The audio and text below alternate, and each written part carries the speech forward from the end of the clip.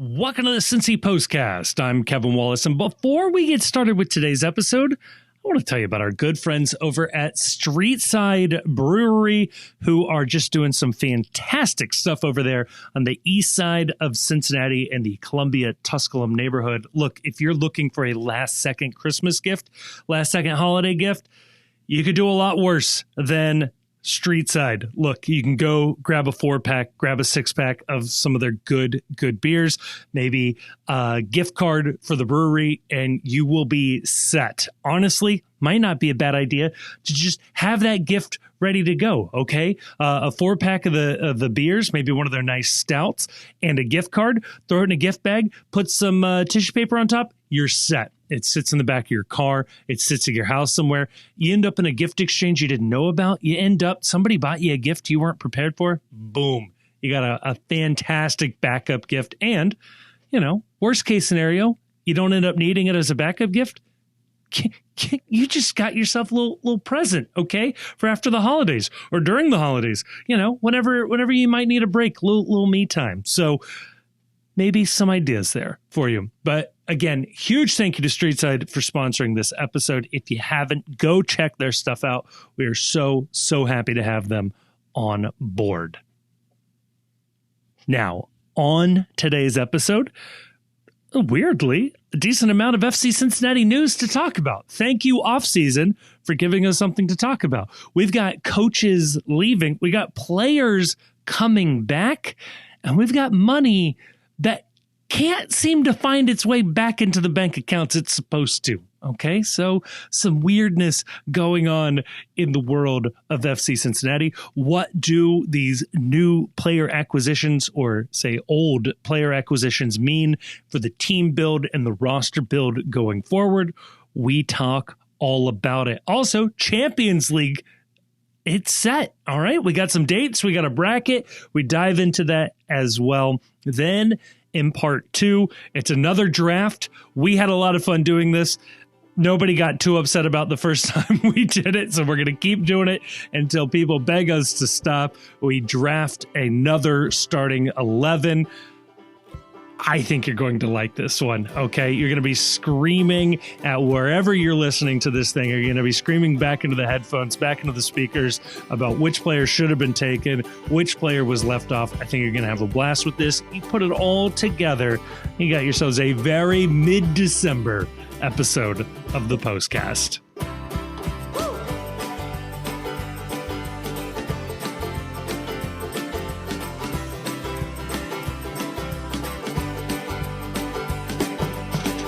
And joining me to talk about all of that and more, I am joined currently by the Chief, maybe in the future by Grayson. Chief, how's it going tonight? Oh, man, it is going. It's single-degree temperatures. Yeah. And it's funny how this time of year you sort of blink and realize, oh, it's basically Christmas. And yeah.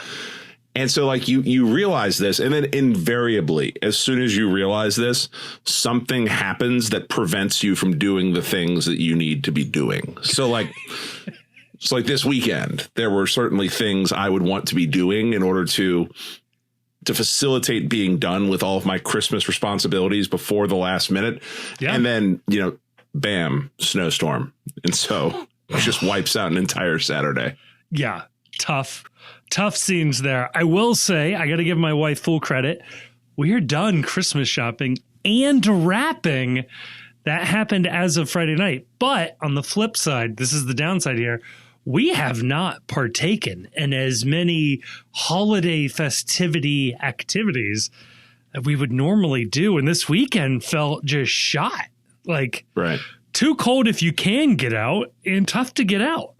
And most things closed, too. Like, that was Like, you know, it's one of those things, too, where you think to yourself, like, man, it is nice, I suppose, if you're a worker someplace that, like, yeah, you don't want them having to go out and brave and the bad roads and the crap weather. But I got stuff I got to do, man. This is a busy time of the year for a reason. There's stuff going on. So, we're part of the problem, too, is that I think we talked about this last year on the show, and it remains true right now.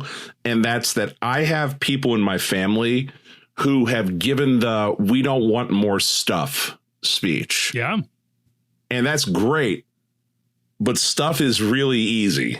Like stuff is Amazon, stuff is Etsy. Yeah. Stuff is available at 3 a.m. if you're shopping at 3 a.m. on your computer. Stuff is available at 3 p.m. Yeah. All the other things require just a ton more thought and a lot more like, okay, I got to figure out how to make this thing happen. And so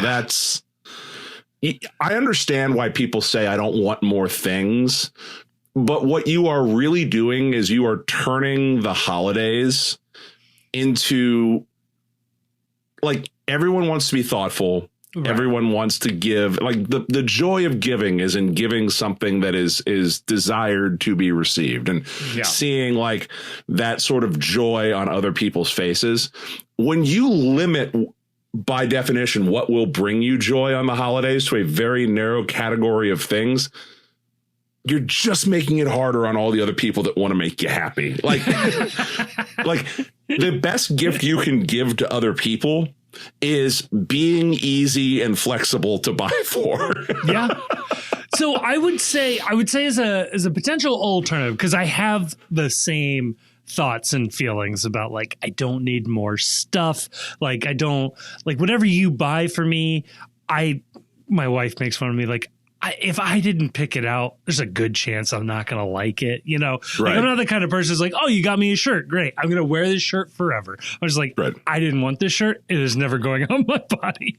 So, what I would offer up as an alternative, if you have the family situation, the friend situation, whatever the relationship it is, one, potentially, prisoner's dilemma this and say, hey, you don't get me anything. I don't get me anything. Like, I'm not getting you anything. Like, let's like go out for dinner or go out for drinks or have like a get together. That's more fun. That's nice. Everybody can pull resources to, buy a dish or buy drinks, whatever the case is. Right.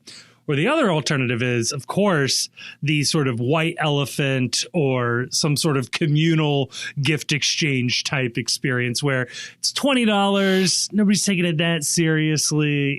We play around with it that way. So we're doing that for my in-laws. But you said $20. Like, I think the limit we decided on was $60. Yeah, 20. As soon as I said it, I realized is an old number. Well, you know what's screwy is that like 60 is now like you're firmly in the junk threshold at $60. Yeah. Where it's like you're looking at like, oh, it would be fun to, like, the one thought we had was, we'll put a gift together of some coffee beans from a couple different coffee places around here, so and like a coffee grinder. And like, we looked at it, the coffee grinder alone is like $70. It's like, okay, yeah. All right, so that's out. So like, we'll do some coffee and a couple of like travel mugs. The travel mugs are $15 each, and a good like pound of coffee at most places is pushing $20 at this point. It's like, it's tough. It's like, I get that affordability is a liberal hoax, but like when it comes to the Yankee swap white elephant gift exchange, it really is screwing things up quite a bit. We for forever in our extended family, I believe this is still going. I have not made it to this specific party in a while, but they had it was sort of a gag gift every year, was this like triple XL pair of boxers, and people would disguise it. This was the sort of situation where like the packages would be in a circle, you pick a number and then you go through and pick. There was no, trading or stealing. You just, you went through the pile, but one of them was always the boxers. But what was nice about the boxers was like, you didn't get a gift that year, but it also meant you got to bring it next year. So you kind of get out of buying a gift next year, right? The gift is not having to do this, not having to participate next year, which is fun. See, but before, so it's like with my in-laws, we're doing this year. But when I first met my wife, when I first met Mrs. Chief, the family was still in the era where everybody was going to grandma and grandpa's house for Thanksgiving. They've since passed on, and everybody's got their own sort of family situations. But when Christmas was at grandma and grandpa's house, the gift exchange was much more in the vein of like, you're buying something nice, but it's also like, fun. Yeah. Like if you screw around with it, that's kind of cool. And she had a cousin who was infamous and notorious for buying his gift from the CVS that was right around the corner from like where grandpa and grandma's house was. Nice. And when you opened his gift, he would inform you, oh, this is the theme this year is aisle 7. And it would just be a collection of $40 worth of random shit from a CVS. So it's like, like ballpoint pens, like a couple of action figures, deodorant, or like the one year it was all just cleaning supplies. And I was like, yeah, that's not too bad right there. I could use that. Look, it's like getting socks, right? Like you like a practical gift on some level. The other one that was great the one year in the old grandma and grandpa gift exchange, because like all the cousins were there in the extended family. Yeah, is that there was one of her cousins was working for, I think, a construction company or something like that. And they had ordered promotional materials to use at some sort of a trade show. And so when they had been mailed to the company, they opened this giant box, and it is 1,000 koozies with the wrong logo on it. And so they had been mistakenly sent 1,000 koozies from a funeral home in Houston, Texas. Oh, no. And so they called the Vista Print or 4M Print or whatever it was and said, hey, you sent us the wrong stuff. And they were like, yeah, we're aware. The funeral home already called us. It's going to cost too much to ship. So just keep it. And we're going to send you your stuff, and we're going to send them some new stuff as well. So in the White Elephant gift exchange, it was 1,000 koozies from a funeral home in Houston, Texas. And I'll be damned if I didn't take like bags of these koozies to concerts and tailgates for the better part of a decade. And so like I will go to this day out to like go see like Dave Matthews out in Indiana, like the concert we go to every year. And people that go every year to this show will still have koozies from this funeral home that I was just I was tossing handfuls out to people in the parking lot. Here, have a free koozie. That is so good. I am also wondering what a funeral home is needing thousands of koozies for, but whatever gets the name out there. Well, I thought about that too, and this was the conclusion I came to. If you ever got a koozie from a funeral home, you'd be like, hell yeah, that's the kind of funeral home I want when I go. Were they black and white? They were red and white. It was awesome. In my head, it was somber. Yeah, shout out Dignity Memorial in Houston, Texas. I still have like probably 200 of these things left in the garage. We'll see if we can bring them on as a sponsor next year.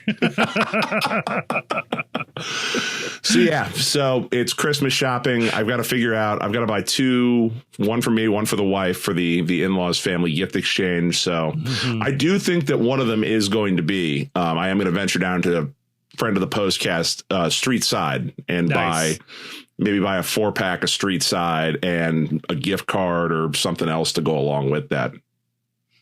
Makes a good gift. Makes a good gift. You know what? And if you leave it outside before you bring it in for the exchange, it can be consumed right there. Oh, that's a good gift. Just crack one open right now. Yeah. Hey, let's see how these taste, boys. Let's go, baby. Oh my God. Oh, well, Chief. Yes, sir. It is off season. It is off season. Yes. We got a couple of things to talk about when it comes to the FC here. I appreciate them at least keeping us a little bit busy so this doesn't devolve into total nonsense. Right. Like, I'm fine with like next week there being nothing. That's good. That would be well done. Maybe like a re-signing or something happens on a Monday. I don't even know who at this point. I don't know exactly who we're waiting for. But I like the news that we got now. So we got 2 pieces of player news and 1 piece of competition news. Where do you want to go first? Let's start with the competition news because that's, I think, the lesser of the news here. We did find out who our draw was going to be for the CONCACAF Champions League, as it will forever be known on the postcast. Yes. First round, CONCACAF Champions League. Kevin, where is the FC headed? They are off to O&M FC, who play their league matches in the Dominican Republic. Very exciting. If you would have said O&M, I would have guessed they were like, a cheap household goods sales like store. They might also be, to be like a housewares of some sort. they make like really shitty like cutlery. Like it's good. Or it's kind of like Spatula City from UHF. It's like there's not a lot of variety, but what they do have, they have a ton of. They've perfected the craft. Yeah.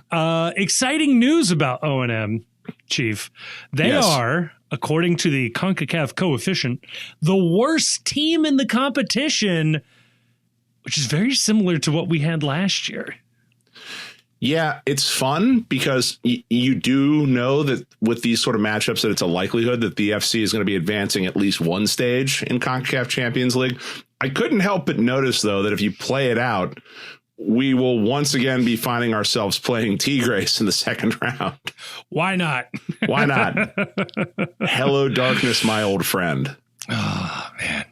I was hoping we'd have an easier pathway through just to see what like the third round of Champions League looks like. I don't know that we'll ever find out at this point. I mean, I guess what you need there is to get one of the seeded positions, which is like win the Leagues Cup or win MLS Cup. I believe those are the only two ways that you get for MLS teams that you get a seeded spot at the table. It is annoying that it's the same thing. I will say, though, for whatever it's worth, third time's the charm. Well, maybe, but you're always going to run into one of these Liga MX teams, if not in the second round, definitely in the third round. Like the other version of this is like playing Miami in the second round and then Cruz Azul in the third round. Like, right. I get it. On the spectrum of possibilities, it's fine. Yeah, it would be nice to see something a little different. Like if we're going to get our ass kicked, I'd rather get our ass kicked by like Club America or something like that. Just flip it up a little bit. Right. Well, and with it being Tigres back to back, obviously annoying. The year before that was Monterrey. So it's the same city 3 years in a row. Yeah. It's like clockwork at this point. It's like, we go to preseason down in Clearwater. We have fun down there. Then we go up, we start Champions League. We get absolutely dog walk down in Monterey. We spend a day down there, try not to get sick, come back home, kick the season off. It's great. It's just a nice little enjoyable time.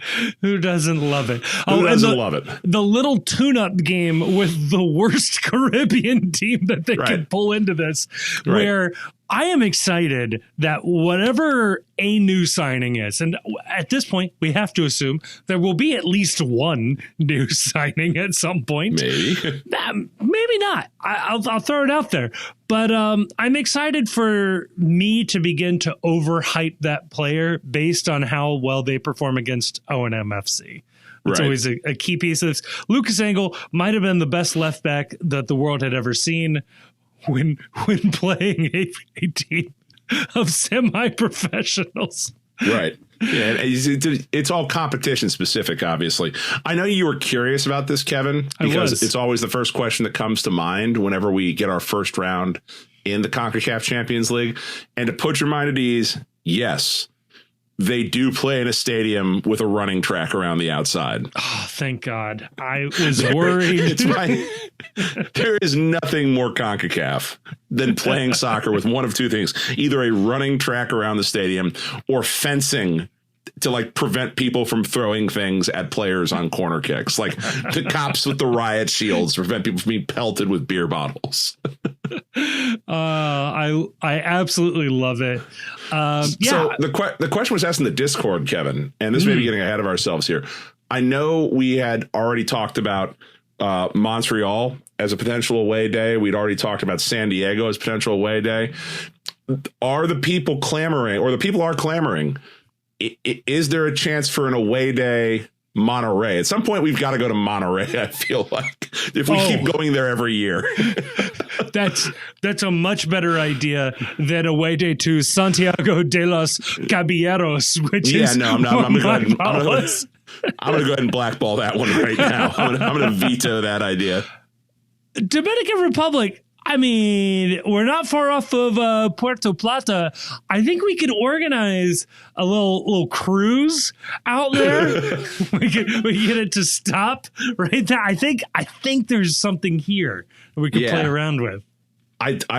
I do worry about our good friend and friend of the postcast, Carter Shapley, because this first round is where things start to go awry for Carter covering some of these clubs.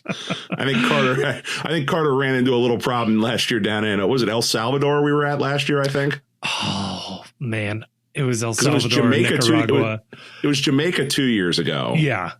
And then last year, I think it was El Salvador, where like he was marched out of a press box by a lot of very official looking people in military uniforms. That's right.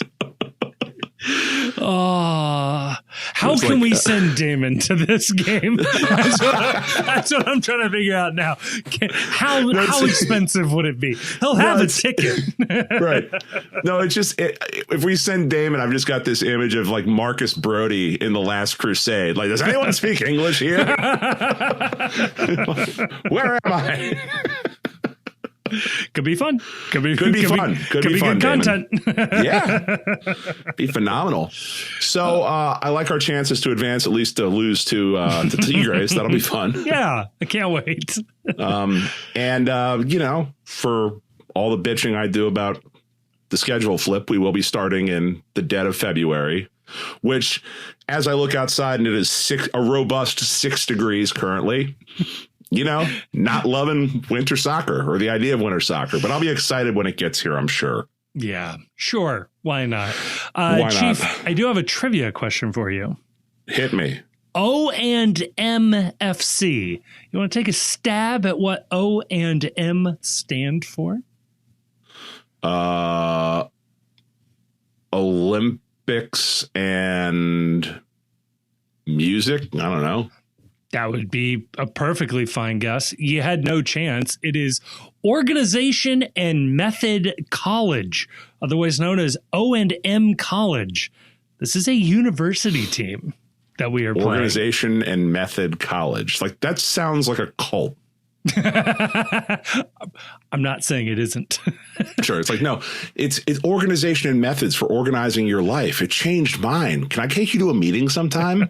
We meet over on this campus. It's a school. On their school website, they're advertising that the school is 59 years old. So that's fun. Founded in 1966. That seems way too new to be bragging about.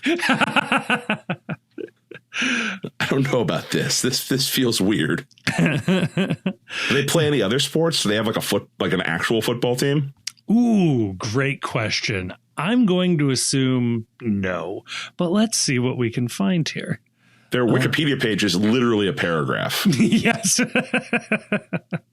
do have a website though. Academic offering, the university. Wait, is this like that college down in Austin, Texas, where it's like it's only for non-woke people and they only have like 50 students and they do things like we talk philosophy in the mountains and no one's allowed to record or report whatever's said in the room? Isn't that like it's like Austin City College or something like that? Yeah.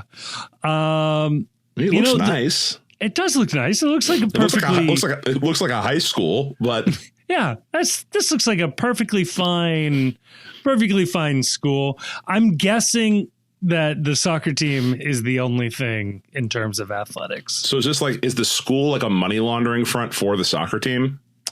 So this is fun. Folks should start like learning this, how Latin America treats university athletics, because it's coming to the United States. Basically, they just professionalized their athletics. So instead of NIL, instead of Title IX and all of this, it's just the university has a professional soccer team or a professional basketball team or whatever that represents them. Pumas is this. I think Tigres is a university team. It's just, it's the blue It's the Duke Blue Devils are just playing in the NBA. It's just so there's a Google Translate here for the degree registration process for O&M Dominican University. Okay. The interested party must present all the documents indicated in the information and admissions department where its validity will be verified. After verifying the documents, the applicant must fill out an electronic form, a process that will allow him to obtain a 4-digit code for his identification, which he will use temporarily until he's assigned a registration number. Okay. The students will go to the cash register, where the person in charge of the collection will enter the code number provided by the student. With the data obtained, he will proceed to make the payment receipt. With the payment receipt issued by cash, the student must return to an admissions department where he must show it and deliver the documents required for registration, which will be reviewed again by the person in charge, who will proceed to review and complete and confirm the student's data in its electronic registration form. So, like, you enroll by just like showing documents and going to the cash register. You got to pay in cash is what it sounds like. Yeah, it sure does. How much does it cost to go to O&M? I don't know. After this, the system will automatically assign the corresponding enrollment number, which includes the student in the university registration system, as well as the section with the class schedule corresponding to the period which the student is registering. At this point, the student has completed his registration process. Fantastic. Why not? All right. So we have the admission form and admission process. Come on. I gotta know how much it cost. Is this like one of those things where if you have to ask? For shits and giggles, I heard about a very expensive luxury brand of watches, not Rolex. This was a different, like, Swiss manufacturer, and I was looking on their website, and I was just going through. I was like, what watch would I like? All right, so I found myself a little watch I would like, and I was just like, oh, how much would it cost? And for price, it said, please contact us for an in-person consultation for the price. It's like, nope. Oh, we're talking hundreds of thousands of dollars. Like, we're going to need to run a credit check on you before they even allow you to look at the watch. Right.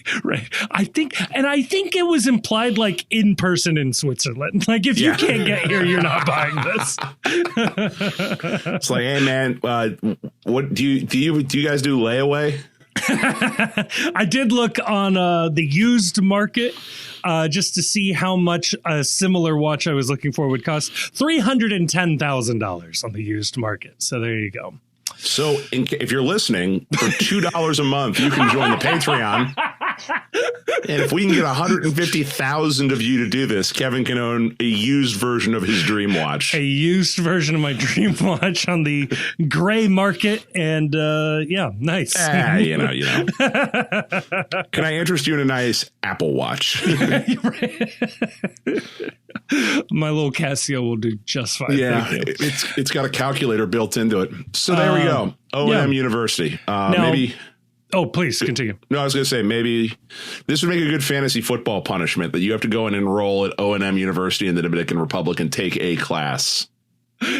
Which, again, may require traveling there and paying cash at the cash register to get in. And then adding it to your LinkedIn. Attended O&M University, Dominican Republic. Yes. No, I was going to say, before we move on to discussing players, I guess I should click this little button here. That is going to allow Grayson to join us. Grayson, how we doing, buddy? Doing all right. Oh, good. Sorry I'm late. That's all right. 'Tis the season. Celebrating the holidays. Yeah. Just one of the 8 crazy nights, right? Yes, sir. Absolutely love it. Did you win at the dreidel game? I got nothing. Damn. I got a noon. Noon? High noon? A high noon? Did you come away with a pat noon? That would have been a decent consolation, yeah. one room temperature high noon. Congratulations. Hey, get you where you need to be. No, you joined us at a perfect time here, Grayson, as we were just about to discuss Alvis Powell and Ayoub Jabari joining for the 2026 season and potentially beyond. Where do we want to go first? Who do we want to talk about first? Well, I think Alvis is easy, right? Yeah. I mean, Alvis is you get exactly what you expect with him. I was a little questionable about the move just because the word like supplemental roster were not anywhere in the article, but either way, like I don't think we're going to be short necessarily on senior spots anyway. And, like it's like a break the bank. He's going to get a lot of minutes, Yeah. Take that however you want. I guess feel about his minutes however you want to feel. He's going to play right wing back. He's going to play center back. It may be a left wing back from time to time. Yeah. Yeah. And so you get a lot of cheap minutes with Alvis, and some of those minutes are really good. And, some of those minutes, not so much. Yeah. But he's a guy who's been with the team for a while now, obviously was with the team in the first year. I think is pretty popular around these parts. Yeah. I agree. I think the supplemental thing I was not expecting that, just because he was on, I think, something close to 300,000 guaranteed comp this year. That would have been a pretty substantial step back for him. So I don't know that that's kind of shocking on this. I think even if he is on the same compensation that he was at previously, I don't hate the move for the number of minutes that he provides, the positional versatility that he provides, and also just being familiar with the locker room and the culture. He's now, I think, what is it down to? Just Haglund of players who are lifers in the Pat Noonan, Chris Albright era of FC Cincinnati. Yeah, it would be Powell and like Roman is close just because he was the first draft pick they made, but he wasn't there day one the way Alvis was. Like he was a little bit of a later addition to things. But with Can retiring, I think it's just Alvis and Haglund at this point. So there is something to that institutional knowledge and that sort of club culture aspect of things that I think Alvis brings. And from what I can tell, everybody loves Alvis. So I wasn't surprised by this. I was hoping that what they would do is bring him back on maybe a slightly lower number, but even at the same money, I would not be opposed. I'm not opposed to this move. I think it's good business. Yeah.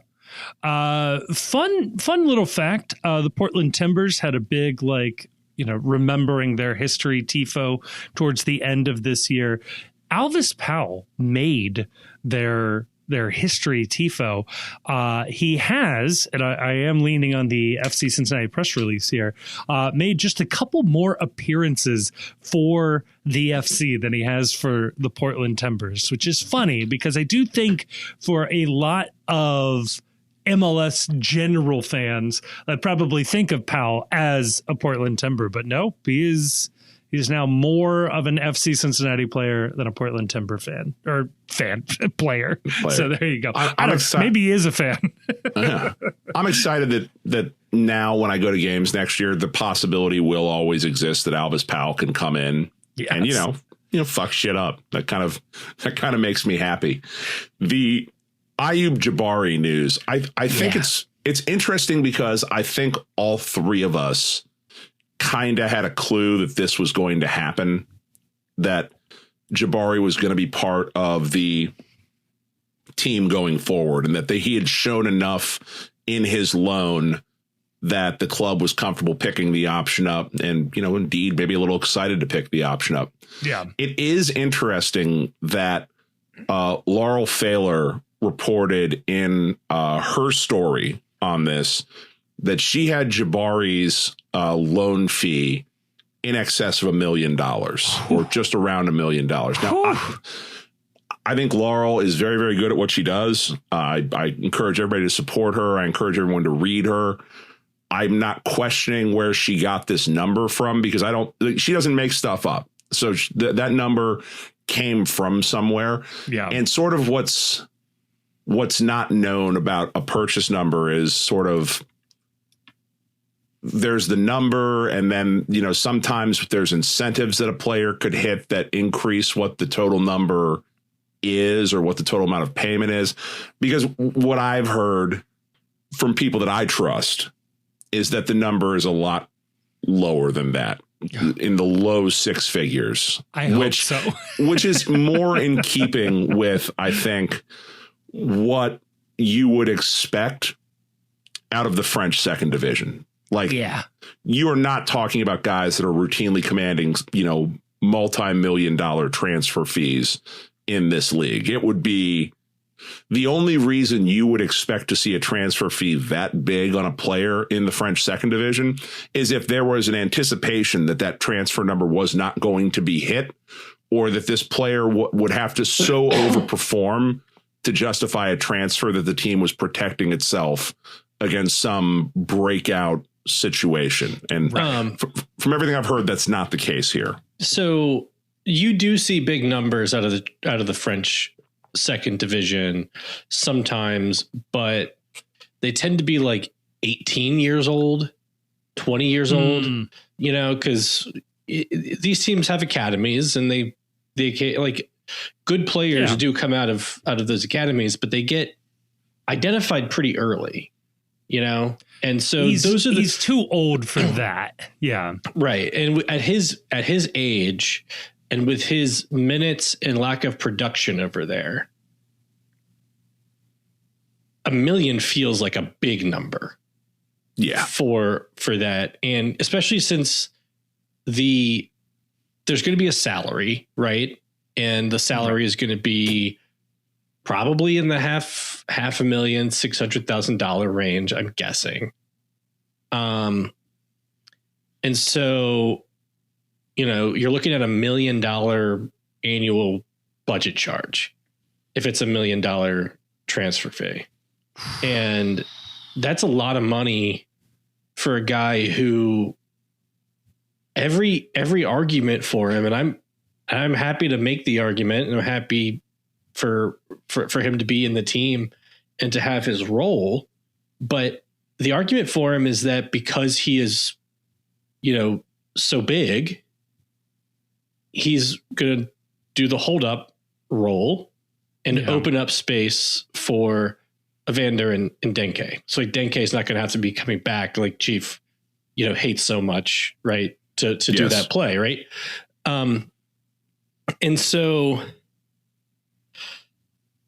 his talent seems to be being really tall. And there's other there's other really tall people, so like you don't have to watch it. You don't have to be held over a barrel with a guy who like wasn't getting minutes at Grenoble and and who you're not expecting to be a goal scorer for your team, really, and I think but you're not relying on it. But I'm with Chief though, just in that I don't think that the number is really that high, because it just feels kind of crazy. It feels like way above market for what you'd expect this type of guy coming out of where he's coming from to go for. But what I do find, I guess, more interesting is bringing him over feels like doubling down on what they did this year. Maybe. I don't know that I agree with that.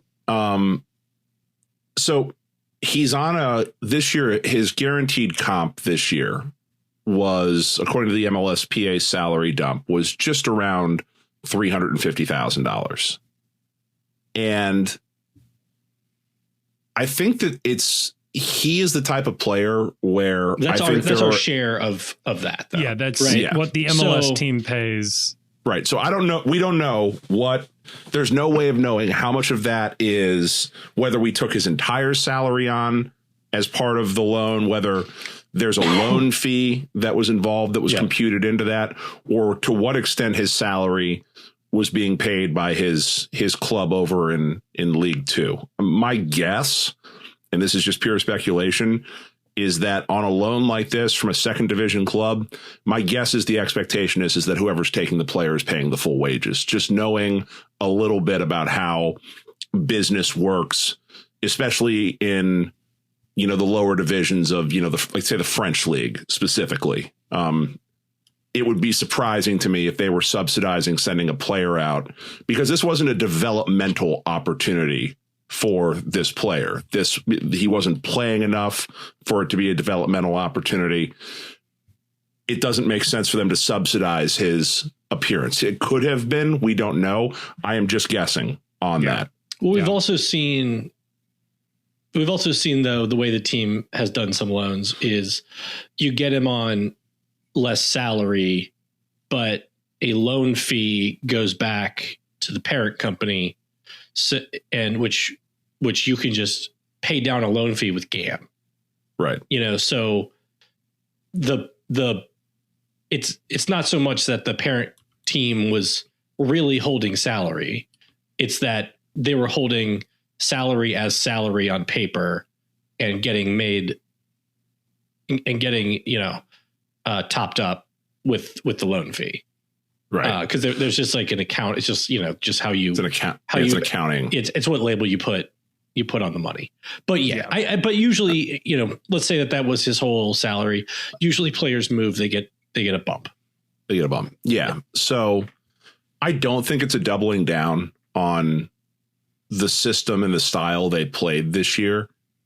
I just think that when you're looking at how you're building rosters and how they're building rosters, I disagree that he's just big. I think we saw in his limited minutes, especially his limited minutes in the postseason, that he's big and he runs.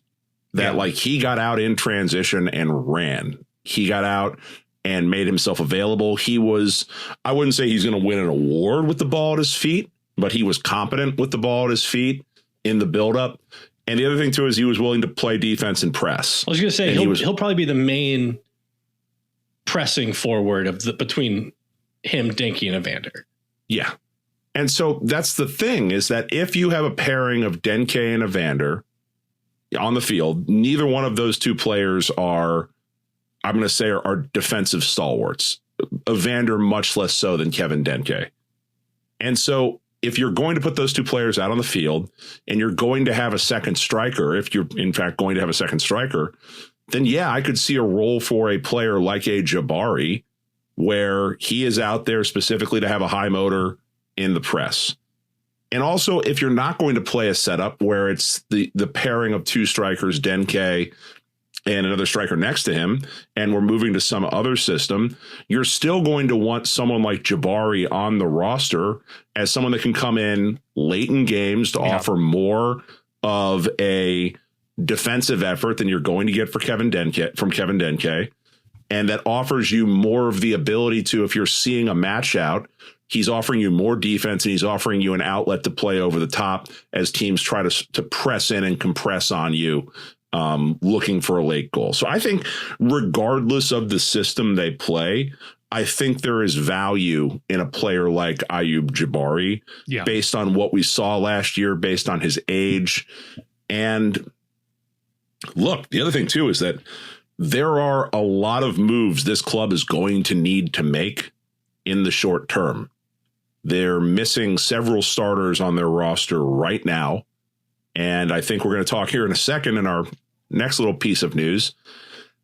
I don't know what the status is on the GAM infusion they're going to be potentially getting from Barreal, given the situation down in South America with his club.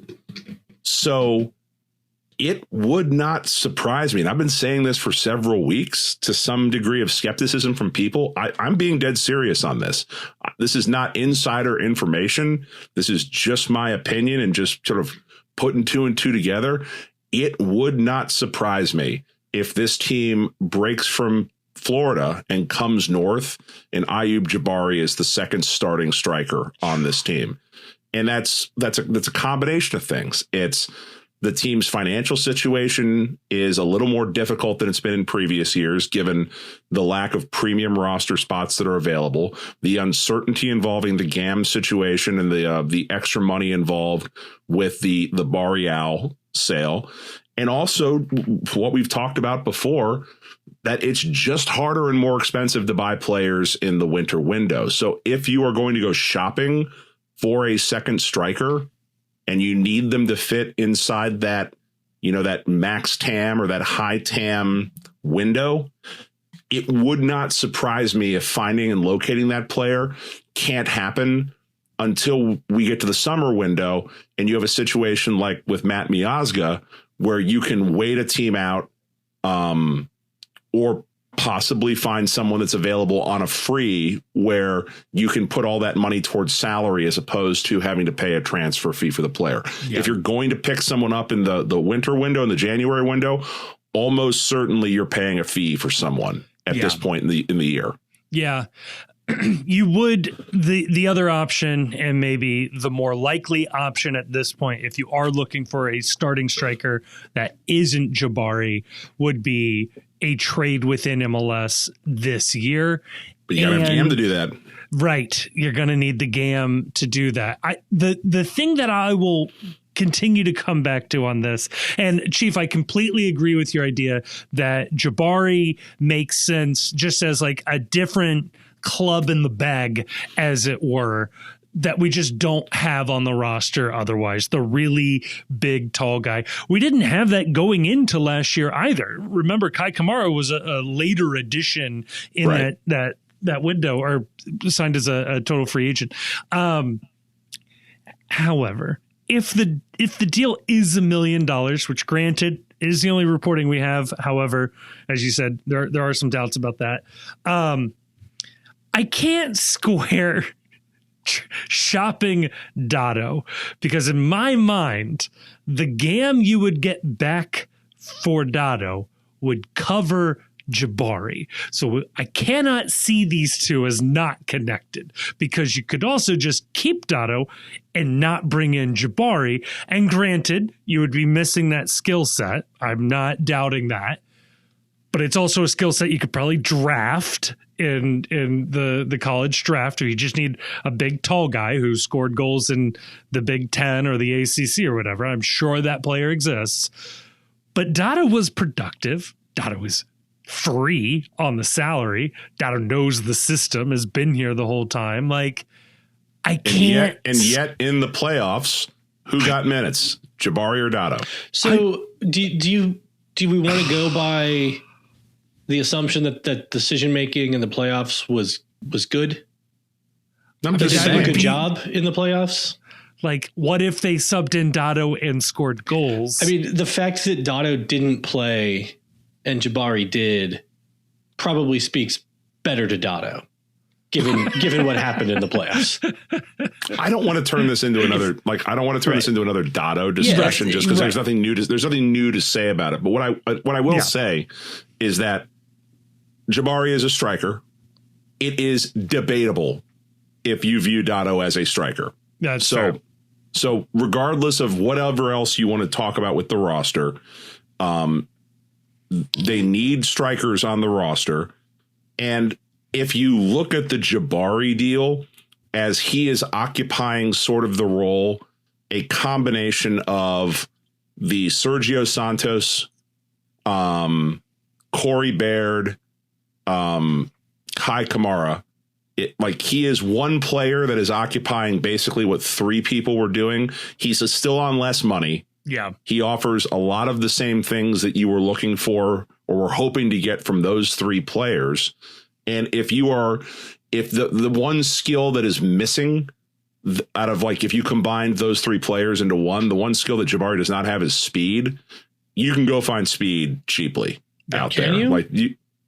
Yeah, I mean, they found Ender Echenike. You can find. They paid so much money to Sergio Santos for so many years. Yeah. If they could have found. And it turns out the last year wasn't that fast. If they could have found speed cheaply, you would think they would have done it. Yeah, I also think they accidentally triggered the Sergio Santos option. I don't think that was. I think we're going to find out in the tell-all book that somebody did the math wrong, and his option got triggered by mistake for playing him too many minutes the years before. Like he got paid a lot of money for having a good couple of minutes in the playoffs in 2022. Yeah. Good for him. People said that assist was worth it. I would like people to reassess that now. I'm not sure that assist was worth the subsequent contracts. It was worth bringing him over in 2022. Yes. but that's the thing. It's like we finally got him off the books, right? And now we're just giving all that money to another striker that can't score. Well, we're not. Well, the part of the thought is we're not.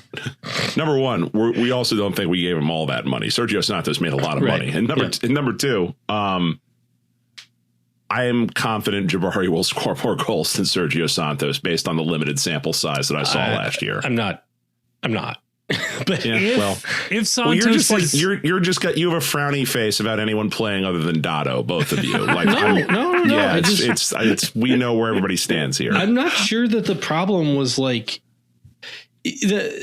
I think I agree with you, Chief, that like they're probably thinking of Jabari as at least potentially the starter. Okay. Yeah.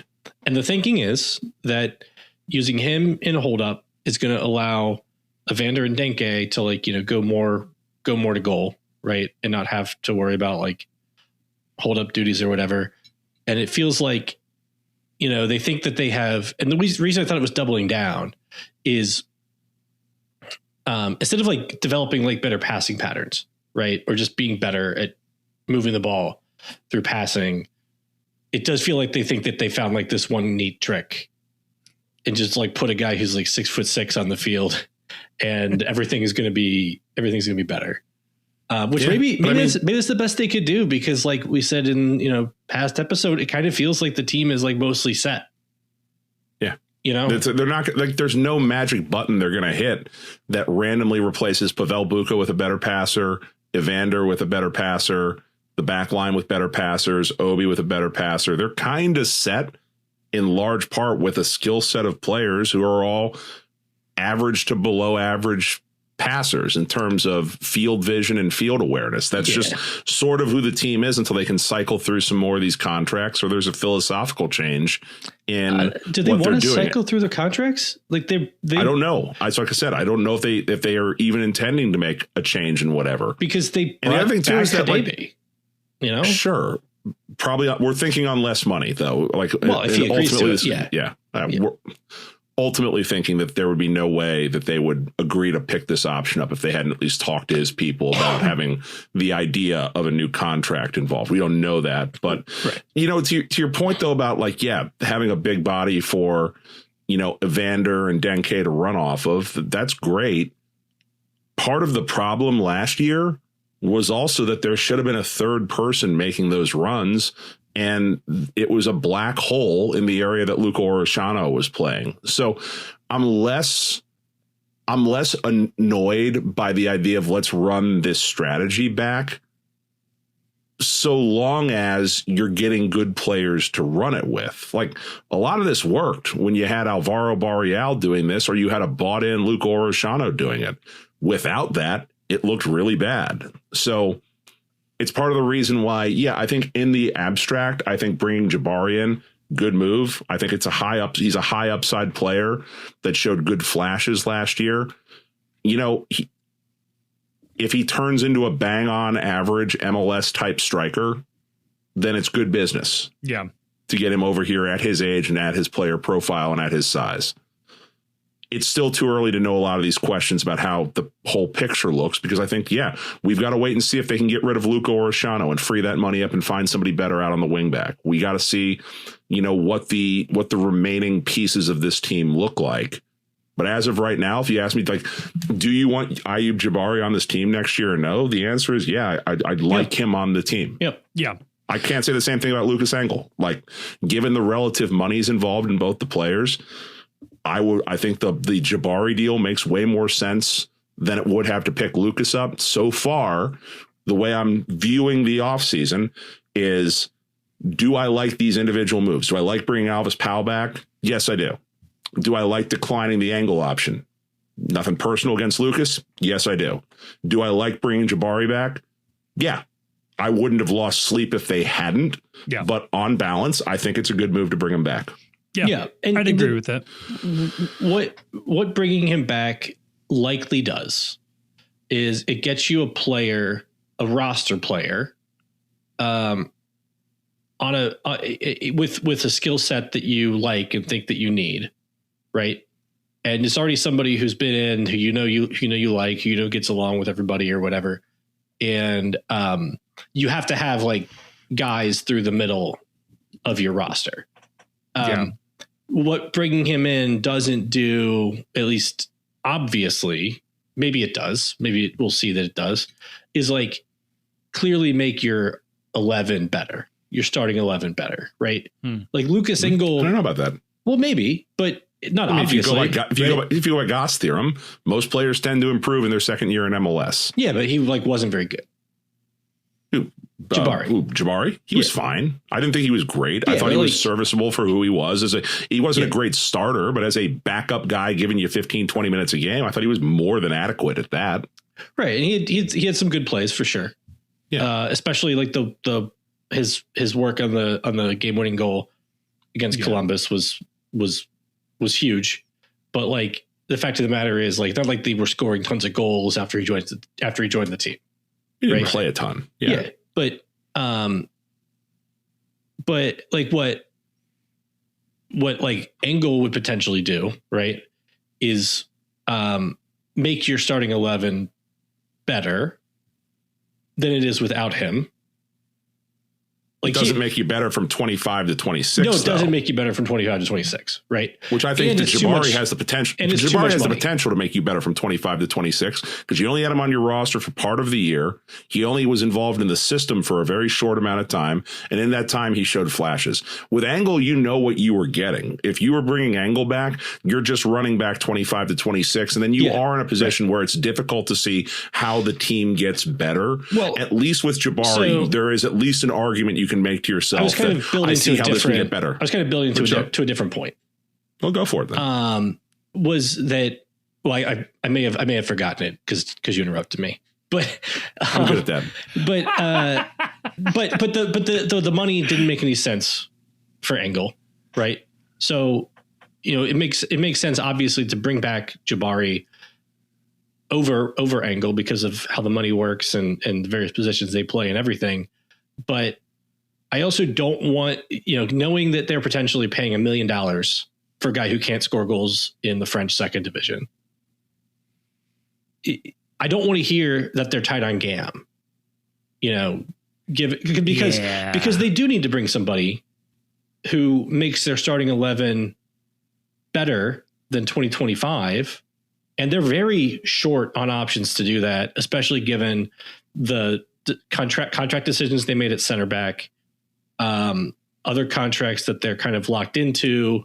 The only spot, unless they do like we've speculated, trade Matt Miazga around the league and open up a center back spot. Which then it's like, well, how do you improve on a healthy Matt Miazga, right? And maybe the answer to that is, well, we don't have a healthy Matt Miazga. We have this. Yeah. But the only spot that's an obvious candidate for improvement is left wing back, and the options there are either we think Luca Orshano is really going to get it this year, or Luca Orshano is leaving, and they're gonna sign a new guy. But then the question is like, okay, well, with what cap resources are you signing a new guy?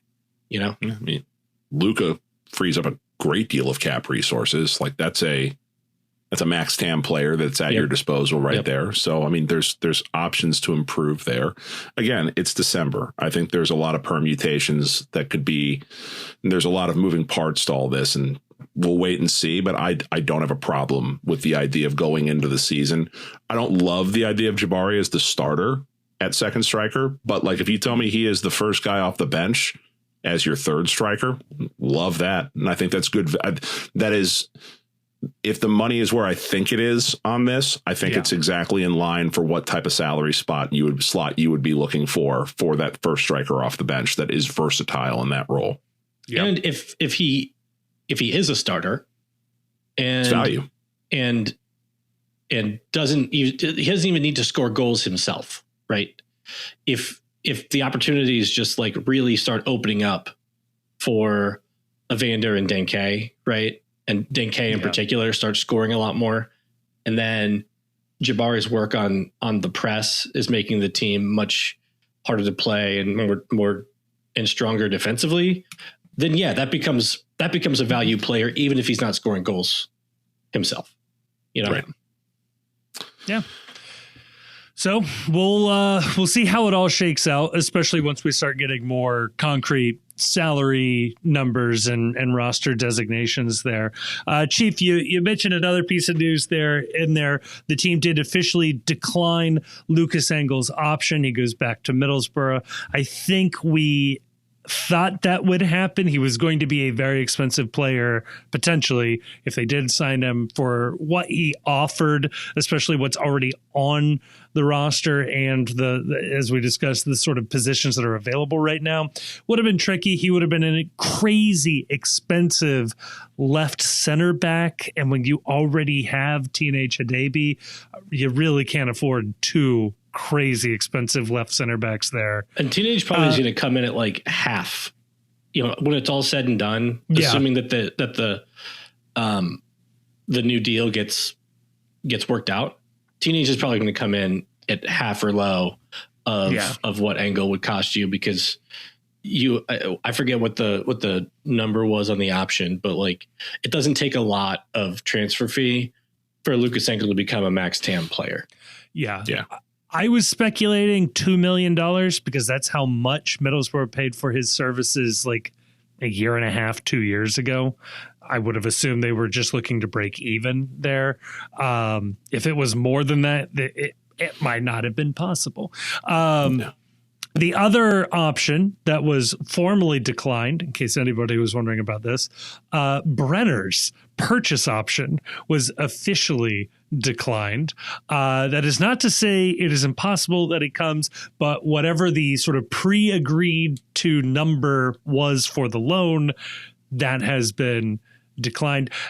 I am getting that via reading between the lines on MLS press releases on the reentry draft, as it said that the option was declined on Brenner and he became eligible for the reentry draft. So I thought he was a free agent, or maybe he was a complete free agent. Maybe I was misreading that. So either way, though, I'm not ruling it out entirely, but just another thing to keep in mind.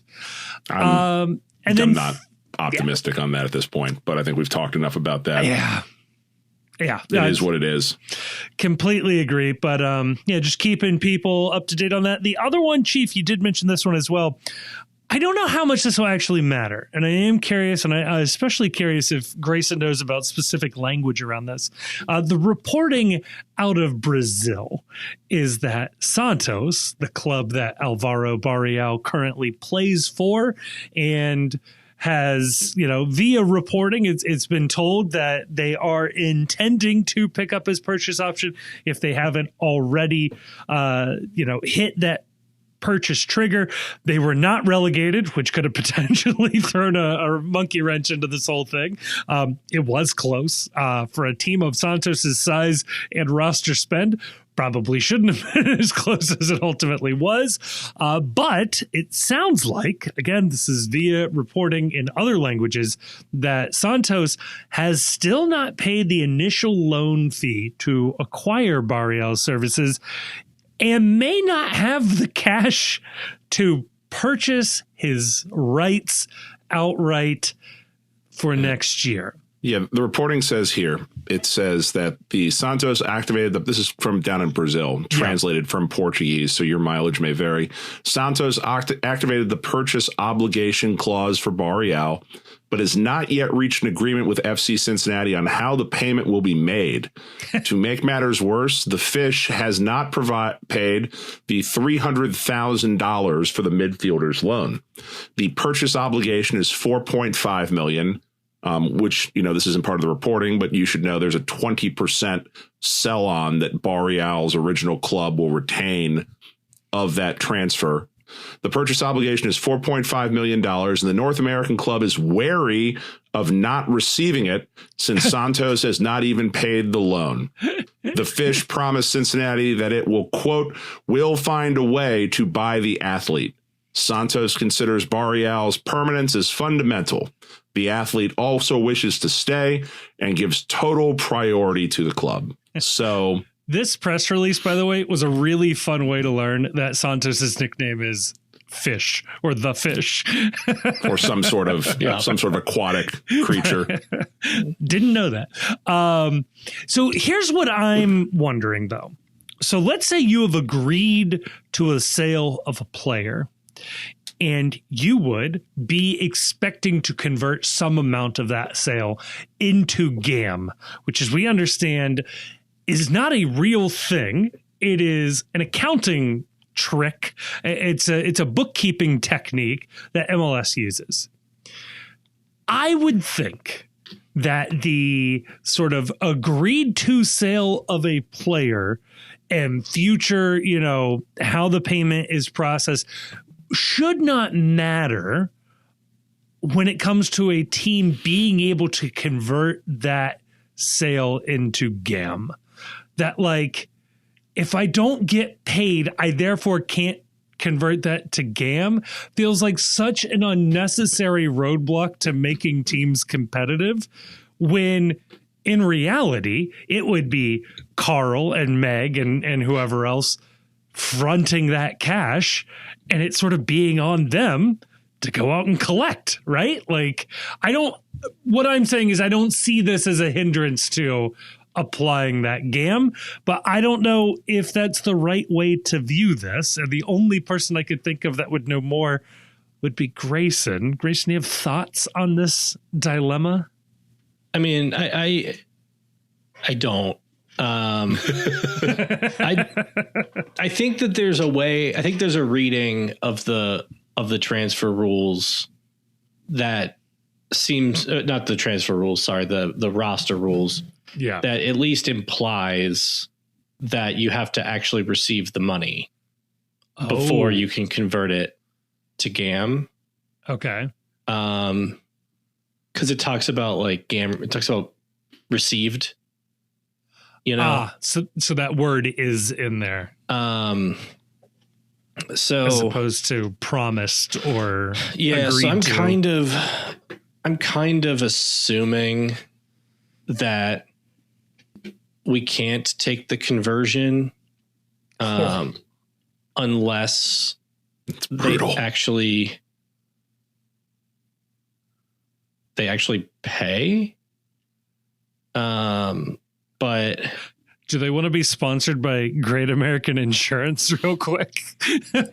Who confirms that they pay? Do they have to like send the money to the league first and then it goes to Cincinnati? Or can we just be like, oh yeah, no, we definitely got that.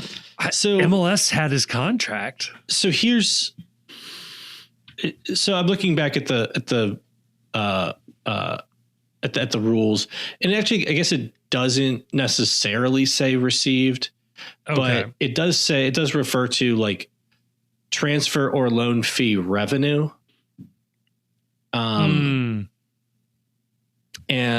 so, I mean, I guess the question is like, are they on like a cash accounting system, right? Like, I don't know.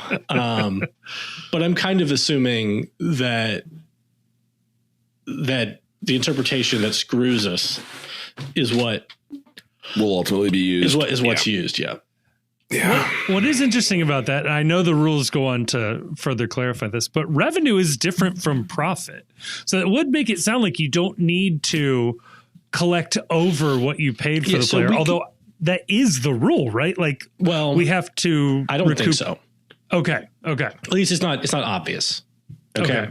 So there's a couple of different rules at play that you look at when it goes to what you can convert from a transfer fee to GAM. And there are rules for like DPs, rules for U22 players, and rules kind of in general. Okay. Yeah.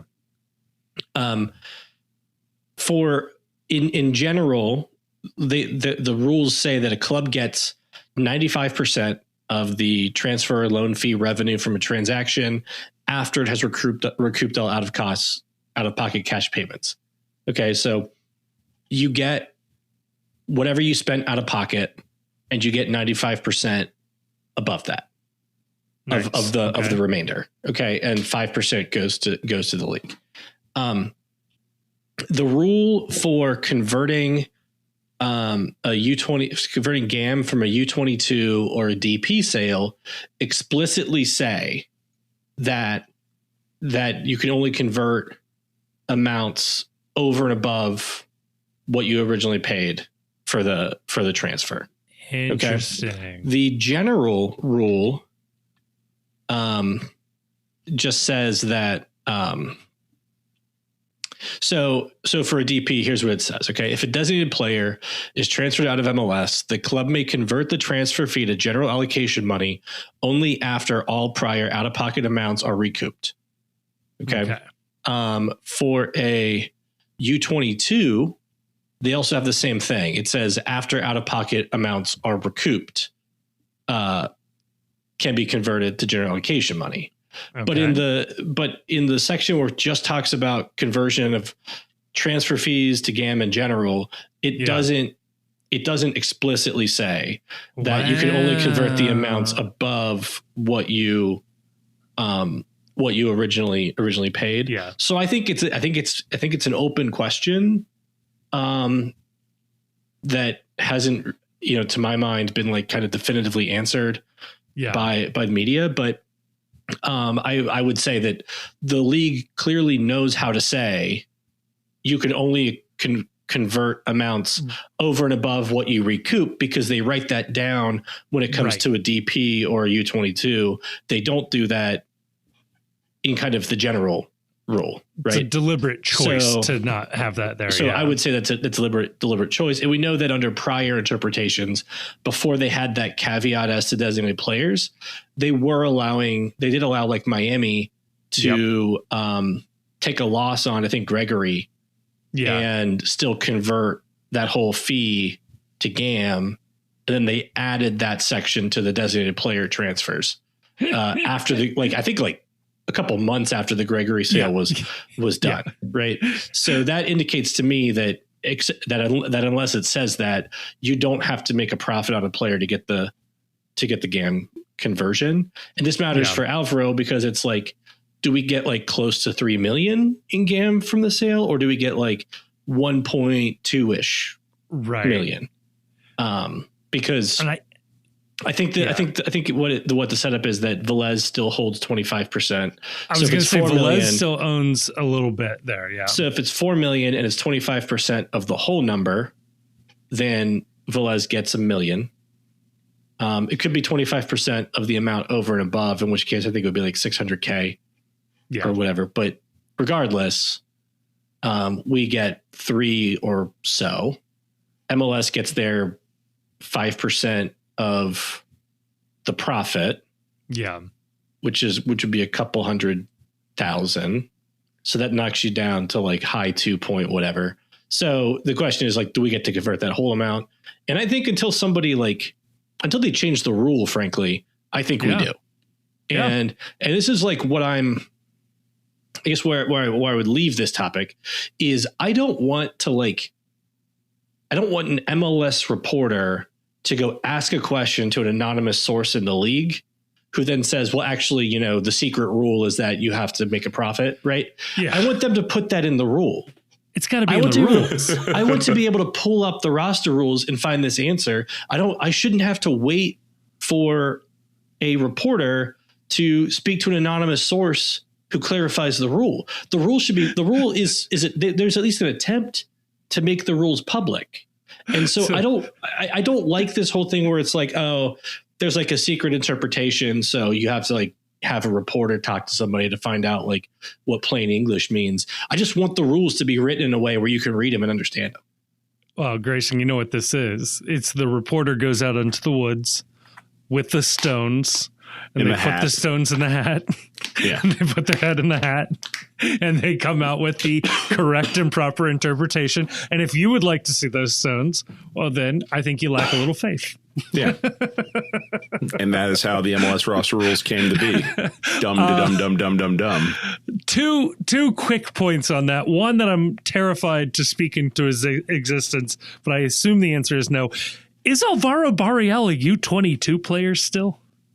No, I believe he signed a new contract as in order to go on this next loan. I believe that eliminated his ability to be U22. Because I knew he was like stretched out for a really long time.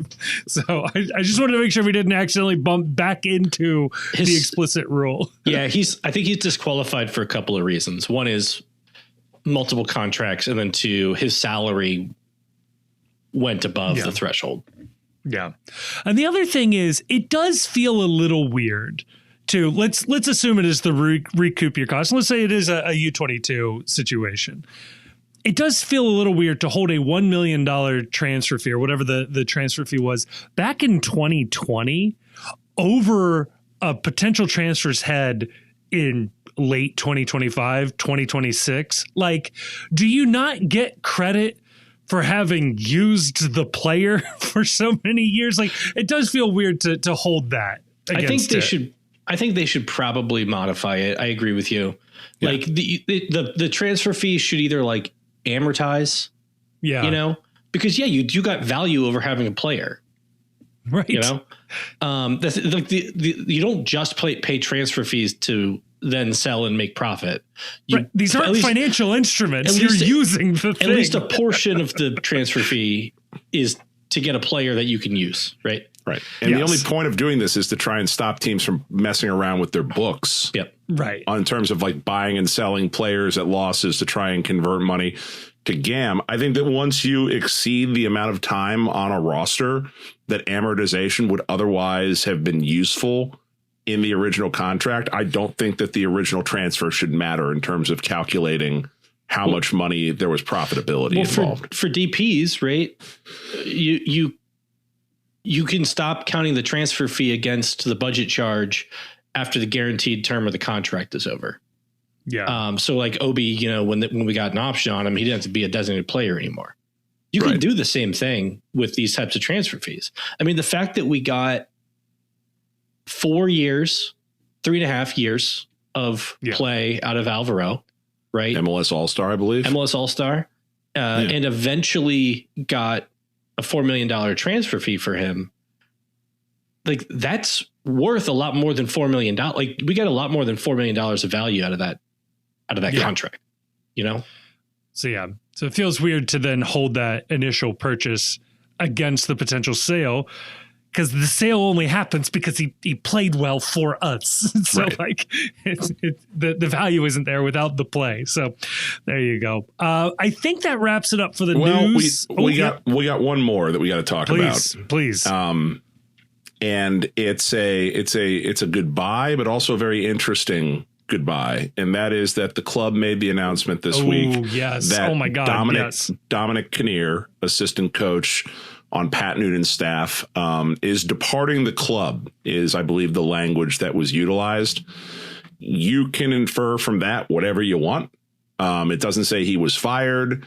It doesn't say that the parting was amicable. It doesn't say anything about it other than the fact that he will no longer be on Pat Noonan's staff. Yeah. Dominic Kinnear is a legend, so to speak, in MLS in terms of coaching. He's been a manager, a head coach on clubs in MLS before.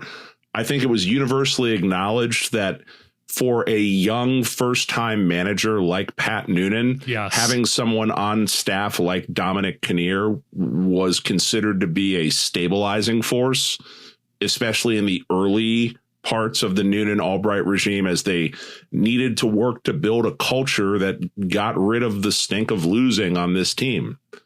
And so, you know, instrumental in the turnaround of this club, instrumental in winning Supporters Shield, big hand in everything the club has accomplished since Noonan took over.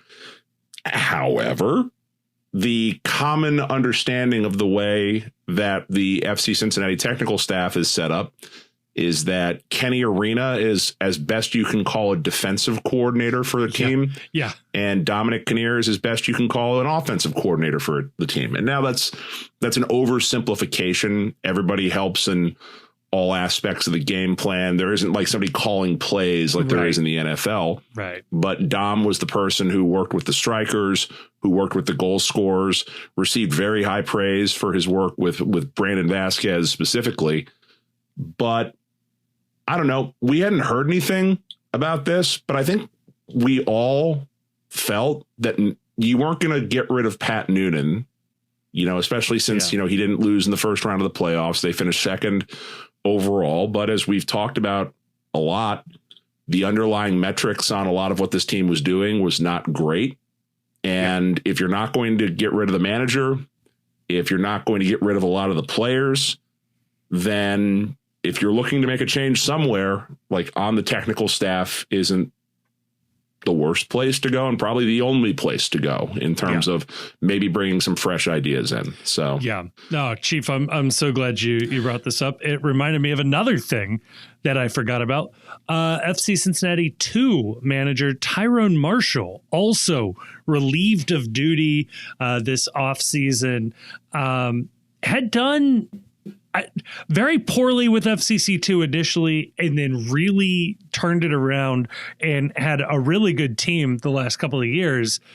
It's very hard to judge the FCC2 situation. They turn over the roster tremendously year to year. I think they got like 5 guys under contract going into next year. Like, it is a remarkable amount of turnaround or turnover that they're looking at next year. But I think that also points to the sort of looking to shake up the backroom staff, to borrow the phrase from across the pond, that they're ideally we're looking at an injection of new ideas, maybe some fresh blood, some new ways of thinking, new approaches.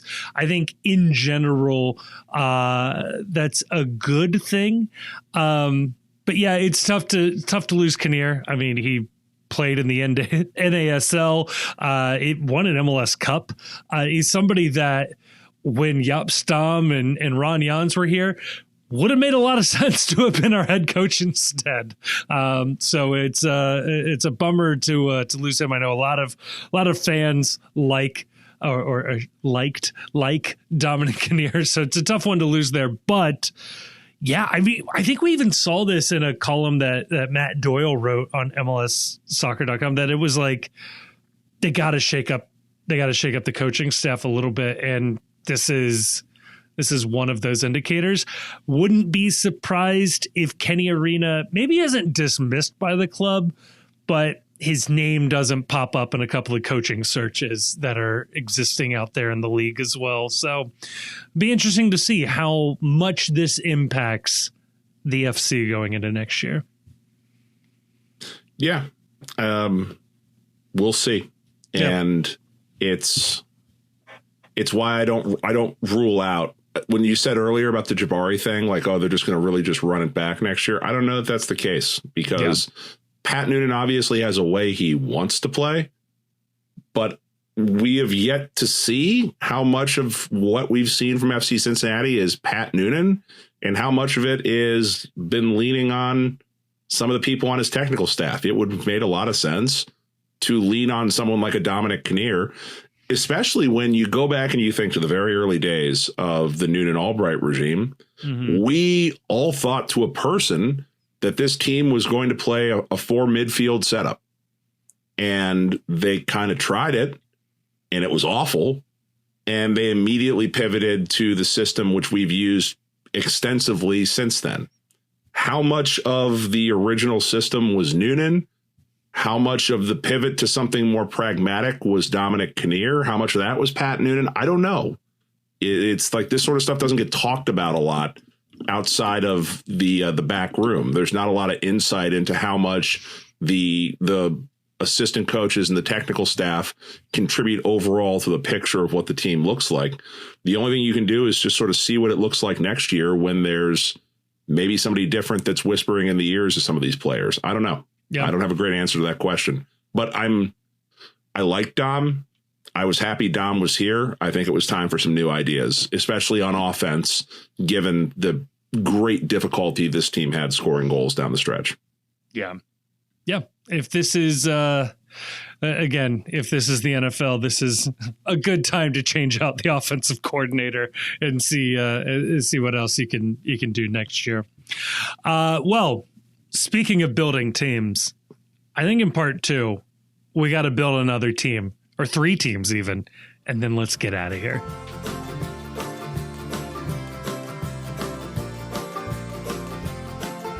And we are back, part 2. Chief, it was a hit. It was a hit the first time around drafting. I don't know if it was a hit, but I had fun, so we're going to do it again. Look, I had the same thought. I don't care if it was a hit. I had a blast doing it, and I'm looking forward to doing it again. We are once again going to be drafting our starting 11s. This is going to be an interesting one. I think this topic does lend itself well to some arguments, but Chief, would you introduce the 11s that we will be drafting? So I offered in the group chat that Grayson, Kevin, and I are on, I offered the following 3 options for what we could draft tonight. Of course, last week was famous Cincinnatians. So this week I offered the option of musicians or bands, cartoon characters or historical figures, and Kevin immediately chimed in with cartoon characters. So that's the one I want. That's the one he wanted. That's the one we're going with. So the object of this is much the same as it was last week. We are building a starting 11 comprised entirely of cartoon characters who fits into the various roles in the team. We'll also pick a manager at the end, so keep that in mind. Yes. And then we'll vote and see who has the best. Rules are very simple. It's snake draft format. And of course, until we find out that the FC is changing formations with their new assistant manager, we are going to be replicating the FC Cincinnati formation. That, of course, means 2 up top, a 3-person midfield, 3 at the back, and 2 wingbacks with a goalkeeper. So I believe the order last time went Grayson, Kevin, me. Yeah. So I think the way we should do this now is that Grayson goes to the back. Kevin, you lead off. I'll go second.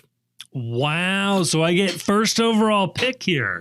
And we'll just keep moving it forward. So everybody gets a chance to pick in every spot. I like this. Okay.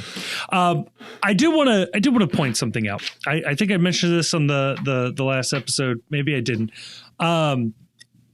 I'm not necessarily picking this team to say literally play the positions in the sport that I'm doing. Don't defend yourself. Don't defend yourself. This is vibes. This is, do they fit the role sort of spiritually that I've laid out? And I would argue that it is the case you make for the player that matters more, because I'll explain my thinking later. Anyway, regardless, first overall pick, I need somebody I can build a franchise around, somebody that can conduct an orchestra, somebody that is going to pull in and attract talent. Give me Mickey Mouse as my number 10 in my midfield, attacking midfield player. I mean, look, if I'm doing this and I get first overall pick, I'm taking the most famous cartoon character, very versatile. I'm gonna take him as my number 10. This may be a hot take. I have a pretty deep draft board right here. Not even on my Mickey draft Mouse? board. No, it's a bad pick. It's a bad pick. No, what is the most famous thing Mickey Mouse has done in the last 25 years? Granted, what have you done for me lately? I'll expand that out to 50 years. What's Mickey's Christmas Carol? Like the only thing good. The only thing Mickey is known for now is the Mickey Mouse Club that occasionally produces a pop star that is insufferable. I will say, if you have not seen the new animation style that are the Mickey Mouse shorts, they're pretty good. It's some good classic cartooning. I would fully understand if people have not seen these 1 or 2 minute long cartoons. I've got small children. I have seen them all many, many times. There's a great soccer episode where they go to Brazil. It's very fun. But I'm still taking the leader of the band here. How are we defining cartoon character? This is where we can really get into some arguments. So I will say for myself, when I built this board out, I did intentionally try to leave out comic book superheroes, for example, because I don't necessarily make them cartoon characters, though I can see the argument because there are certainly famous superhero cartoons. So I think the way it's got to be is it has to be that this thing or this character is known primarily first and foremost for being from a cartoon and not like you can't take like Batman from Batman the animated series. I was kind of having the same thought. And can it be like TV or movie? TV or movie. Yeah. What about how are we thinking about like CGI animated? I think people? CGI, anything that is animated, anything that is not, there is not a human being that is playing the character. But okay, so like Roger Rabbit stuff, like the tunes in Roger Rabbit, fair game. I think so if it's a movie that's a mix of real people and animated people or animated characters, all in. Okay, all in. All right. So my first pick, I'm going striker. I'm going up top. I'm going for someone that will do anything for the team, that has the ability to do quite literally anything that you need, that is available in all situations. You need someone that's going to get big. He's going to get big. You need someone that's going to run fast. He's going to run fast. You need someone who can take up a lot of space. He can take up a lot of space. You need someone that is going to, he will never, ever, ever fail to get his foot to the ball. And so that's why my number one pick for first round for my striker, give me Inspector Gadget. I'd already written it in for you. Well done. He was on my striker list. I think that is a fantastic pick. I mean, the man is going to be a menace on set pieces. Like, inflate the coat to create more space, go Gadget legs to get above everybody else, and dude. Yeah, no. I had him as a striker and goalkeeper option. Too. Yeah, no, the go Gadget arms also would be, again, a menace situation. So he is the rare player where you can positionally move him at either end of the lineup right here. Yeah, I like it. Grayson, you get 2 picks here. Yeah. So where are you going? So first one, we were talking about wingback play. Okay. I'm getting my wingbacks off the board right now. I like to go with speed, but I also like to go with some creativity, some unpredictability, somebody who's a little wild, maybe at times, because I want someone who's going to really be a menace and kind of a little bit of a terrorist to the opposing teams. So I'm going at the right wing back. I'm going with the road runner. Can I guess your left wing back? Yeah. Wiley E. Coyote? No, get him off my team. Yeah, no room for loser. No, at left wing back, I'm going with the Tasmanian Devil. Oh, also a great choice. I had both of these as wingback options. I haven't done any prep, so I'm winging this. Fantastic. All right. I'm going into attacking mid. Again, I want someone who quite literally can be the focal point of the offense, can do anything. Yeah. No situation that this person can't do. I want someone who is aggressive, but also tracks back and plays defense. I want someone with just true mastery over everything that's happening on the field. Attacking midfielder, please give me Aang the Avatar. Wow, nice. That's going to be useful. That's going to be useful. Yeah. There's a lot going on there. Oh, man. That's good stuff. Now that Grayson ate into my wingback depth chart here, I am going to take similar picks, and I am also going to clean up my wingback play. So at right wingback, please give me, for very similar reasons that Grayson picked, Speedy Gonzalez. I need somebody hold on. fast. Little problematic. Right? Little problematic in 2025. Is he? I think he's been canceled, like full on. I think he'll come cheap. Yeah, I think he and Pepe Le Pew are like full on canceled. Oh no! Wait, this does. In fairness, I might have to move him to left back. This does make him the oh my god, left back for Philly. Who am I thinking of? Kai Wagner. This is the Kai Wagner pick here. Oh god. Okay, you know what? Go ahead. Take it. No. You took your hand off the piece. Take it. Speedy Gonzalez, you got to own this now. I'm just saying it's a little problematic. Right or left wing back? I did put him on the right back, so that's the right wing back. Well, then let me see if I can't screw this up as my left wing back.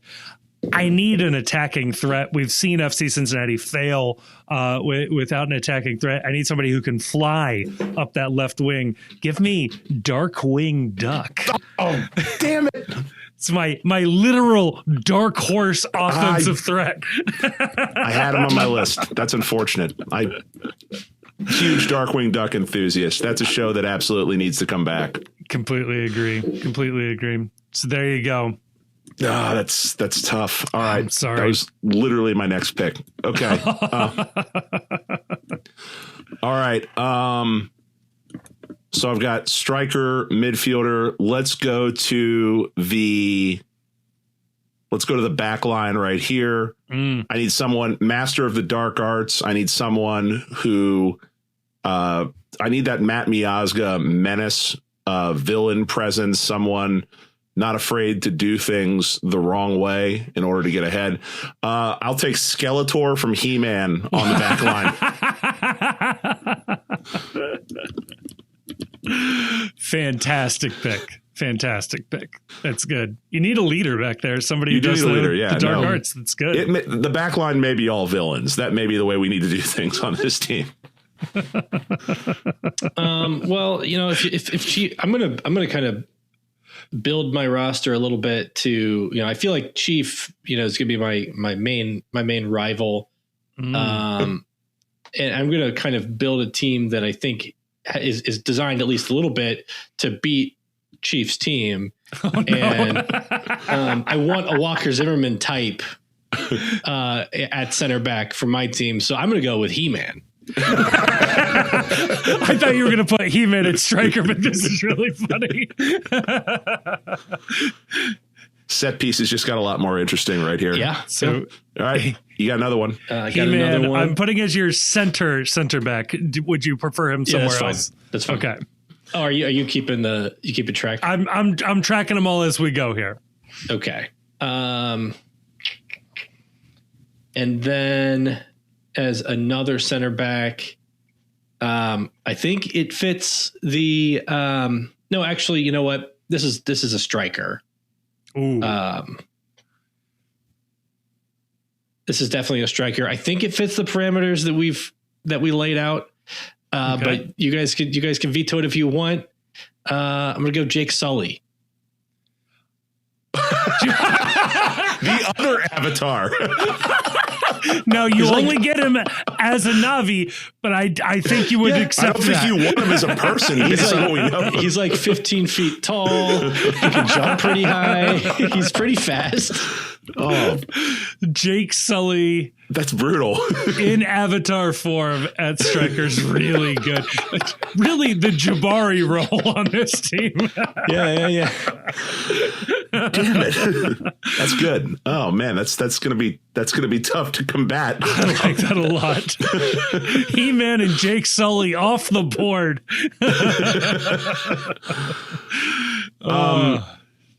Chief, Now you're an here's expert. here's a question we had. So So are we assuming that everyone in this? All right, so we're saying Jake Sully is 15 feet tall, right?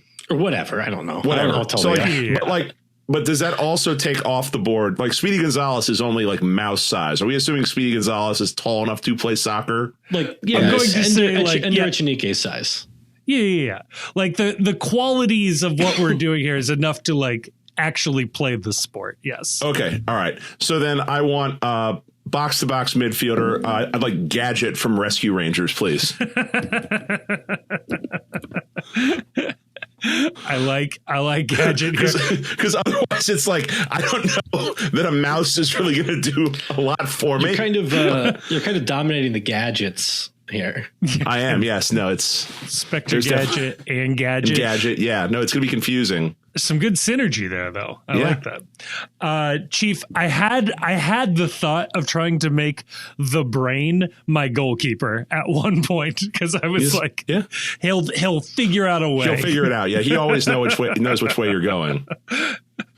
So I like Gadget there. Okay, so I get 2 picks here. I'm gonna shore up my defensive midfielder, and I'm gonna take. This is very topical. I'm going with the Grinch. Okay. I need somebody who is good at stealing things. All right. He's going to steal the ball. He's going to steal the opponent's will to play. I think that's going to be key for me there. And to pair alongside the Grinch, I'm going to need a box-to-box midfielder, somebody who can get really high, somebody who can get really, really short, somebody who can sort of stretch the field literally and figuratively here. Give me Gumby as my box-to-box midfielder. Wasn't on my list. I'm relying on the classics here, okay? A Mickey Mouse Gumby Grinch midfield. I'm playing some old school football here. Yeah, I don't know about that one. But I mean, maybe it works for you. I don't know. We're going to stay on the back line here. I continue to need more people that are going to cause a problem to opposing teams. Looking for a lot of assholes on the back line. Left center back, give me Master Shake from Aqua Teen Hunger Force. I'm just looking for pricks, baby. Smart. That's a good pick. I like that pick a lot. So I'm gonna go with a center back here. Another, I would say, Walker Zimmerman type. If you think about it, I'm going with Mufasa. Wow, okay, that's bold. Well, living Mufasa. Yeah. Okay. I will assume you're picking the living version of any of these. Yeah. I think he's got good size. He's got good leadership. He needs to work on his awareness a little bit, you know, so he's not going in the center of the center back. He definitely can kind of let guys come in from behind him from time to time. Yeah. But you know, I still think the physical profile is enough to compare with obviously the character qualities. Yeah. To take it. And then wait, real quick on the Mufasa pick, Grayson, would you like him on the right side with Roadrunner or the left side with the Tasmanian Devil? So I'm going left because I think his kind of steady presence is going to help cover for the spaces that the Tasmanian Devil is going to leave a lot of chaos over there. There's going to be some problems keeping shape, I think. And then I'm going to go with, you know, I'm tempted to go box to box on this one, especially given kind of the fan fiction that people have built up in their heads and some websites about this character. but I really think that she's more of a defensive midfielder. I'm going Elsa from Frozen. This is another one. This is another one who can, I think, kind of counter some of Chief's qualities in his team. I think she's got pretty good range. Yeah, you know, she can like freeze like a whole country, right? Yeah, that feels pretty good. So pretty good range. Be a shame if somebody on my team knew how to water bend, but it is what it is. And so I like the range. I like the ability to kind of like kill the ball, stop the attack in its tracks. And I think she's grown a lot as a person and is ready to take, I think, the leadership that you want from like your midfield anchor. Yeah. Yeah. A little aloof, you might have some locker room issues. Spontaneously sings a lot. That's going to be a problem as well. It's communication. She's loud. Communication. She can project on the field. That's true. Do we really need to hear that soundtrack again, though? I feel like it's been played nonstop for the last 10 years. All right. So fine. I'll counter that as well. Second striker, I need someone. I've got Inspector Gadget. You're pragmatic, do everything, see everything. Basically anything you need, that like he's going to do it. I need someone that's going to offer a little bit of magic, though. Someone that's going to be a little more spontaneous. Someone that is going to, you just don't know what you're going to get with him, but it's always going to be brilliant. I'm going to take the genie from Aladdin, please. Great pick. I like Genie a lot there. That's smart. Has been cooped up for some time. Okay. Yeah, used to playing in tight spaces. What do you want? Oh, I like that. I was gonna say has been benched for a while. All cosmic powers, itty bitty living space. Everyone's seen the film. All right. We know what he's capable of. And also I want to be specific. The genie from the movie Aladdin. Yes. Not the genie from the TV show Aladdin, where he was voiced by someone other than Robin Williams. And it was kind of lame. I think it was Dan Castellaneta. It's not the same. I know, but that's an incredible pool, Grayson.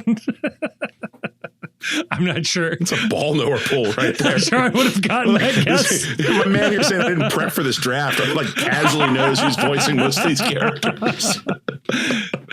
Well, I know Chief isn't impressed with my midfield, but I think I'm going to win him back over with my striker pairing here. For my first striker, my main man up top, my Kevin Denke, maybe the only one who can challenge Kevin Denke for abs. Give me Captain Planet for up top. Look, I don't know about that one. How does he do on an artificial pitch? How does he feel about that? He's got strong opinions about artificial pitch. Yeah, but all the plastic right there. I don't know. If it's a Zlatan situation where he refuses to play on artificial pitches or a Henry situation, that's fine. I can still get good striker production out of this. Do you think he'll actually focus on the match, or will he be offended at all the single-use plastic and aluminum that's not being recycled by the supporters in the supporter section? Look, I like a striker who has, deep personal causes. Kevin Denke is a vegan. Captain Planet is probably also a vegan. Okay. It's gonna track there. This other one, his strike partner. We need somebody who can maybe do the dirty work that Captain Planet isn't going to do. Somebody who isn't afraid to get his fins dirty a little bit. Somebody who maybe comes from the street, knows street ball a little bit. Give me Streaks. Yes, that's the tiger shark from Street Sharks. What a pull. Streaks is my second striker. I didn't even know there was more than one street shark to be. I guess 4. The plural is right in the title right there. There were 4. Streaks was one of them. Cool. So there you go. All right, so what am I missing? I'm missing defensive mid, I think. I need defensive both my wingbacks. Wingbacks, and you got a goalkeeper and a center back. Nobody's taken a goalkeeper yet. Well, we learned from the last draft that it's bad positional value to go goalkeeper early. I think we did go early. We did a lot of that went early. Okay, defensive midfielder. Let's go. We need someone cleans up after people after other things go wrong. I do need someone sort of as a leader right there. Let me have Optimus Prime as my defensive midfielder from Transformers. Wow. That is great pick. He was my number one pick for goalkeeper. It's literally a semi truck in the midfield. Like, what else are you looking for? A guy that can truck anyone. This could certainly help you park the bus, yes. as it were. I like it. All right, Grayson, you still have a striker left. You're attacking midfielder, some defenders, or a center back there. Oh yeah. So I am gonna go goalkeeper. I'm gonna go with the whale from Pinocchio. Monstro. Yeah, Monstro. Yeah. Monstro. That's good. Honestly, you take him dead or alive. Just lay him in front of the goal. Just take him in front of the goal. Yeah. I do find it, somewhat troubling that Grayson's picking a character from a movie where children are taken away to an island. Pleasure Island. I don't know. Problematic. Tough. Problematic. The year of our Lord 2025. Yeah, I think we got to get to the bottom of that for sure. Release the files. And then for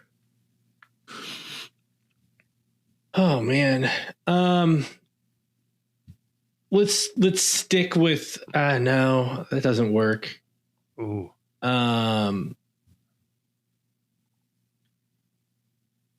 For my board's wide open.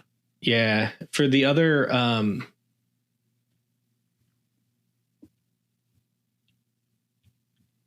yeah. See, this is why I should have prepped, or at least thought about this before today. So for my attacking midfielder, yeah.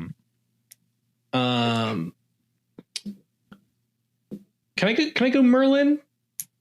Yeah. From Sword in the Stone? From Sword in the Stone. I think that's different from like the historical character of Merlin, right? That's like absolutely. Yeah, no, that's definitely I'll allow it. I mean, the genie from Aladdin is definitely if that's valid, then Merlin is valid. So I'm going Merlin. Obviously, we used to have our little magician in FC Cincinnati and Lucho Acosta. We're kind of trying to like kind of mimic that magic. We know he has creativity. We know he can get himself into some unorthodox spaces. You kind of never know what's coming next with him. Yeah. And I think I've got enough, I would say, stability in the team that we can go with with another wild card. So we got the attacking midfielder and the wing backs is where we're getting our creativity, and the rest of it we're just trying to be stable. I like it. I think Merlin behind Jake Sully is exactly what you're looking for when building an offense. There's a lot going on there. Second pick? Chief? Oh, yeah. Sorry, excuse me. Oh, no. We got Monstro for the Monstro. Okay, Monstro on that. Yeah. All right. Okay, center back, 2 wing backs, goalkeeper. I am going to take my goalkeeper as well. Look, goalkeeping's a mental game. You get in somebody else's head, that's 90% of winning. I would like the Hypnotoad from Futurama, please. All glory to the Hypnotoad. You never losing a PK shootout. I guarantee you that. That is true. Hypnotoad's a great pull here. I think it's going to be difficult to win those mind games for sure. Maybe a little undersized for whatever that's worth. Doesn't matter. Does not matter. Well, this is great because I had 3 options for goalkeeper written down. 2 of them are gone. So I might as well pick my third, since there's obviously a run on goalkeepers here in the draft. Give me Goliath. Otherwise, God damn it, that was my wing back. The leader of the Gargoyles. God damn it. I thought there was no chance anyone was picking him. Goliath, look, a goalkeeper that can fly. He's strong. Is a natural leader. I mean, all the qualities I'm looking for in a goalkeeper. That's tough. That's tough. I thought for certain that was I could sneak that one through for the last two picks. I'm so sorry. Now, my center backs, free and clear, because my mentality with center backs was, we've seen what Matt Miazga's offered. We've seen what Miles Robinson has offered. We've seen what Jeff Cameron has offered. What I'm looking for is a stand-up character, somebody who can be the anchor of a team, somebody who can be the base, somebody that is reliable, somebody who's not afraid, again, to do a little stealing. Give me Yogi Bear as the middle of my my defensive three there. I'm taking Yogi there. I feel like he's easily distracted by food, though. We all have our vices. Yeah, I don't know. I feel like that one might be easy to get around that one. As long as it's not like bring your own food to the stadium day, there's no picnic baskets, I think we'll survive, but it is a concern. Okay, so I need I need a center back and two wing backs. Yes. Goliath that's going to haunt me here for a little bit. I thought we were going to get him through. Boy, that's tough. All right. Let me pick my last center back. We are going to. So what do we have on my center backs? I have Master Shake, Master Shake, and Skeletor. Skeletor is your center back. All right, we're going to keep with villains and jerks. Let me have the Cobra Commander as my other center back. I wasn't sure if Eric Cartman was going to get taken. It was Cartman. The Shredder was also a potential pick right here. Nice. I like it. Cobra Commander. G.I. Joe, we might not be done with that. Okay. Put a pin in that. Grayson, you got two picks to make. Yep. You need a midfielder, a striker, and a center back. Yeah. So at striker, I'm going with somebody who, kind of has the will to kind of, force the ball kind of where she wants to send it. Somebody who's got that athletic ability for sure, who has obviously good character and leadership qualities. Somebody who I would say is ambidextrous, we'll say. Sure. I'm going Ahsoka Tano at striker. I like it. And I gotta get like that has to play because she was, of course, introduced invented for the Clone cartoon. Wars. Invented for the cartoon. Yeah. Possibly the only character that plays in this space from Star Wars. Yep. Yes. And then as box to box, you did have Elsa in that. No, Elsa was my DM. I made a very tasteless joke. Okay. That's what I wasn't sure if you put her there or not. Okay. And you know what? Box to box midfield. Let's go Korra. From the Legend of Korra. From the Legend of Korra. Oh, that's dirty. Yeah. So this is another one where I'm going directly at Chief with this pick. That's dirty. The Korra Elsa midfield duo there is. I'm feeling pretty good about that. It's going to be clutch. Somebody's going to need to support Merlin when he decides to go off on vacation. Right. When he goes to Bermuda. All right. I need two wing backs. Man, I got a lot of funny choices here, but I don't know if anyone would play. All right. Look, it's a game. I'm taking the game master. Give me Captain N as my right wing back, please. Captain N. Chief, I have to plead ignorance here. I don't know who that is either. Oh, Captain Nintendo, the game master. Look it up. Phenomenal show. At what position? At right wing back, please. Right wing back, Captain N. I like it. I like it a lot. No, once you look this show up, your life will not be the same. I guarantee you. I like it. Okay, so center backs. I've got two picks left. I've got two center backs to fill. I went Yogi Bear in the middle of my of my defensive three here. So again, I'm going with the same mindset, big bodies, core base characters here, somebody that you can build up, build from the back from here. On the right side, give me Homer Simpson. And on the left side, I need Foghorn Leghorn. Look, I'm going. There's no size. chance he knows how to play soccer. He's a Southern gentleman. There's no chance. He thinks the sport's for communists. I guarantee you. That's good. But he knows American football, and I think he's got the tools that we can translate. And Homer is a liability. I'm not going to lie. But I think when the pressure rises, he does ultimately come through. And we may have to take the crayon out of his nose if push comes to shove. So give me Homer on the right and Foghorn Leghorn on the left. So there you go. Right. Chief. For my other wing back,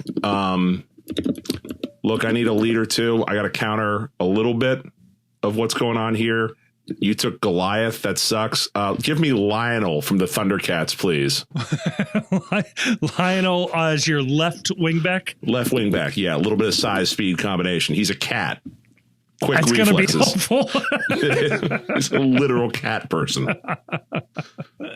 Grayson, finish us off. All right. So I've been kind of going with these Walker Zimmerman types. Center back, heroic. I'm gonna stick with that. Another blonde, big body. I'm gonna go with Johnny Bravo as my other center back. He was a potential center back as well here. Fantastic. Now to continue the snake, Grayson, do you want to give us your manager? My manager would be can I change my CB? No, too late. Crap. I just I was going to change it to the Beast. The Beast would have been good. It's a better Walker Zimmerman type. Just kidnap people. I think his Wikipedia article does link to the Stockholm Syndrome Wikipedia article. Has too much money for what he brings to the table. As my coach, I'm gonna go a little bit of a wild card. I'm gonna stick with the kind of bringing children to an island for your own purposes theme. I'm going to go Peter Pan. I think it would not have been very easy to lead those Lost Boys. And I think he did about as good of a job as an eternal 12-year-old could be expected. I think that's a fair point. I think organizing middle schoolers, I think most people would agree, toughest job on planet Earth. So I think he was constantly getting the better of Captain Hook. Right? A pirate captain with human adults. Yes. I like it. And Peter Pan, I forget the lore. I know he's always 12 years old, but isn't he 1,000 years old? He's seen a lot. That's absolutely true. So I think you get the youthful energy and the experience in one package. I like it. Chief, who is managing this team? The temptation here is to go with the Brain from Pinky and the Brain, just as someone who knows just about everything. It is good. He is not successful that often. He's not successful a lot. No, I thought about that. Same thing we do every night. Try to, have a positive XG. It's just not working. I don't know. I'm going to take someone. We need some class on the sidelines. We need somebody who, just sort of vibes high, and no matter what, the press conference is going to be enjoyable.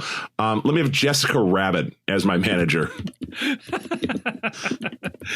A player's manager, if there was one, somebody who's going to, just keep the vibes up. I like that pick a lot. So I had a couple of options here as well. I had Ash Ketchum. I felt, who better to organize a number of animated characters. Catch them all. Yeah. Gotta catch them all. Yeah, Catch them all is good. Yeah. I had Duke from G.I. Joe, sort of the leader of the G.I. Joes, felt good. Mr. Krabs as well, management experience. But I'm ultimately but also a little cheap. Like, he's not going to be the kind of person you want, like, when it's time for the players to get a raise or going to like spend a transfer fee. Mr. Krabs feels like a miss on that one. I can't give him the Peter Vermees Bruce Arena deal. He's got to have a GM over top of him. You're you're building Philadelphia Union if you want Mr. Krabs as your manager. As far as we can tell, Krabby Patty's very successful product. So he does know what he's doing there. But ultimately, I've decided to go for many of the same reasons that Grayson went with Peter Pan. Give me Splinter as my manager for organizing Teenage Mutant Ninja Turtles. Not a single one taken, and I think for good reason. But I think I will take Splinter as my manager. Yeah. So I think we've skirted the rules a little bit with some of the choices, but I think it's fair because I do think that like the Turtles, like they're much more well known as a cartoon than the comic book that they were based on. Yeah. I would agree. That's fair. I think that's fair. Just like just like Merlin was obviously like a historical figure or whatever, but like the Disney thing is like a different thing. Exactly. Peter Pan, what is a play originally, right? Or a book at the very least, and then becomes an anime. Yeah. I would completely agree. I also think the Teenage Mutant Ninja Turtles themselves are interesting in this exercise because if you did need to make a soccer team, the four of them would be very good soccer players, I would think, on the field. But I think for the spirit of drafting for vibes and mentality and, what they're bringing to the table, I don't know that they're that interesting to put into a team. So, yeah. Well, I mean, you would clearly select Leonardo, because the rest of them I feel lack the maturity in order to compete in a soccer for various reasons. Yeah. Michelangelo, he's a party dude. He's not going to want to put the dirty work in, I don't think. Yeah. Casey's probably pretty good at soccer. Not really a sport. I think he'd be a hockey guy. I think he does all the sports. Ooh, yeah, he's sort of the sporty spice of the bunch. Right. I think it probably does feel like a cheat to have a person who's already wearing sporting equipment and selecting that person as your. He already knows the rules. There was a part of me that wanted to just find all the athlete cartoons. Wayne Gretzky, Michael Jordan, all the All-Star. What was it? There was the All-Star show or whatever. Yeah, back in the day. Very funny. My playmakers, the people I thought you could build a franchise around. Bugs Bunny and SpongeBob do not come off the board at all in this one. Very interesting. I had a pretty long list that we didn't get to. Launchpad McQuack. I feel like he's a plug and play just about anywhere. Yeah. When it came to also people on the back line who are kind of villains and get away with things, and probably Glenn Quagmire from Family Guy feels like he fits the bill. Especially given some of the players Grayson picked. I feel like Quagmire could have been a very specific counter to a lot of. Can you gross out the other team so they refuse to play? It's he's got Elsa, I've got a sex pest that's going to be on my defense. Oh, man. I do worry that my team is maybe all male. So I will say on my list, but we're not my first picks, Ashley Spinelli from Recess as a defensive midfielder and Miss Frizzle as a box-to-box midfielder. More of a book character, Miss Frizzle, than I would say cartoon character. We think so? In my mind, she's the cartoon character, but I see your point. It might be a generation divide that we grew up reading the Magic School Bus as opposed to watching the show. I don't think I ever watched the show. Given the size of most soccer players, I think Snow White would have been a good manager. Oh, I tried to stay away from once we started going in a certain direction. I tried to stay away from humans as much as possible, just because they're not as interesting, like regular people. But I do think that if we were making actual people on here, I had listed Todd from Beavis and Butthead, Rainier Wolfcastle from The Simpsons, and Sterling Archer was another one that I was trying to find a spot for. I thought my team was. I just didn't think he fit the vibe of what we were going for. He might just be drunk the entire time. Yeah. Yeah, I tried to stay mostly with good guys, or at least kind of lovable oafs at worst. at worst. Archer's mom as manager could have been fun, though. Jessica Archer. Could have been good. I also had Yosemite Sam, by the way, as a striker. I also had Yosemite Sam on the list. All right, yeah. That's what I wanted. So yeah, there you go. We'll post these, and we'll see what the people think when it comes to our starting 11s. There we go. All right. Well, I think that's it for us. Kevin, we will be back, I believe, with a episode next week for the Christmas week. Yes. So it'll be a little different. We'll have some fun. I think you guys are going to enjoy that. I think that's going to release closer to Christmas. So I don't think it's going to be a traditional Monday drop, but look for that for Christmas. Everyone's busy enough as it is. Yeah. They'll figure it out. Yeah. So until then, enjoy your holiday shopping, stay warm, and fuck Columbus.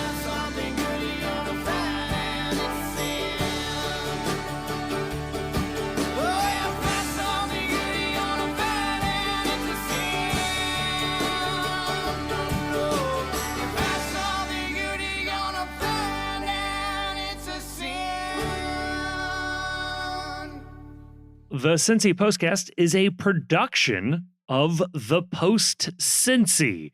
You can check us out online at thepostcincy.com. You can also follow us on Twitter and Blue Sky, Facebook, and Instagram. Twitter and Blue Sky, though, you'll find we're a little more active than the other places. We're also on YouTube, where you can listen to this episode if you aren't listening to it already. We are also putting up video content semi-regularly, including the Away Days series. We want to give a huge thank you to Jim Trace and the Makers for providing the music for this episode. They are a lovely band, and you can find more information out about them in the description of this episode. And if you happen to enjoy what you just heard, can I please ask that you like us, that you rate us on whatever app you're listening to, and maybe more importantly than all of that, share this episode with a friend. When it comes up at work, you're talking about FC Cincinnati, I say, hey, I listened to an FC Cincinnati podcast. I think you guys will like it. It would really, really help us out. Nothing helps a podcast travel more than a good recommendation from a friend, family member. That would be awesome. When it comes to the sorting algorithms that control our lives, a 5-star review would be much appreciated. Also, leaving a sort of written review weirdly does more than that. That's how the algorithms work. So maybe say a nice or a mean thing, whatever. Just as long as you give us 5 stars, that'll really, really, really help us out. And if you are looking for more MLS content, check out our other podcast, The World's Gam. Again, a link will be in the description of this episode. That is where we touch on league-wide storylines and news, and we talk about other games and a couple other teams in there as well. I think you will enjoy it if you are just dipping your toes into Major League Soccer. A huge thank you to all of our sponsors. A even bigger thank you to all of our patrons over at Patreon. But maybe most importantly, thank you for listening to this episode.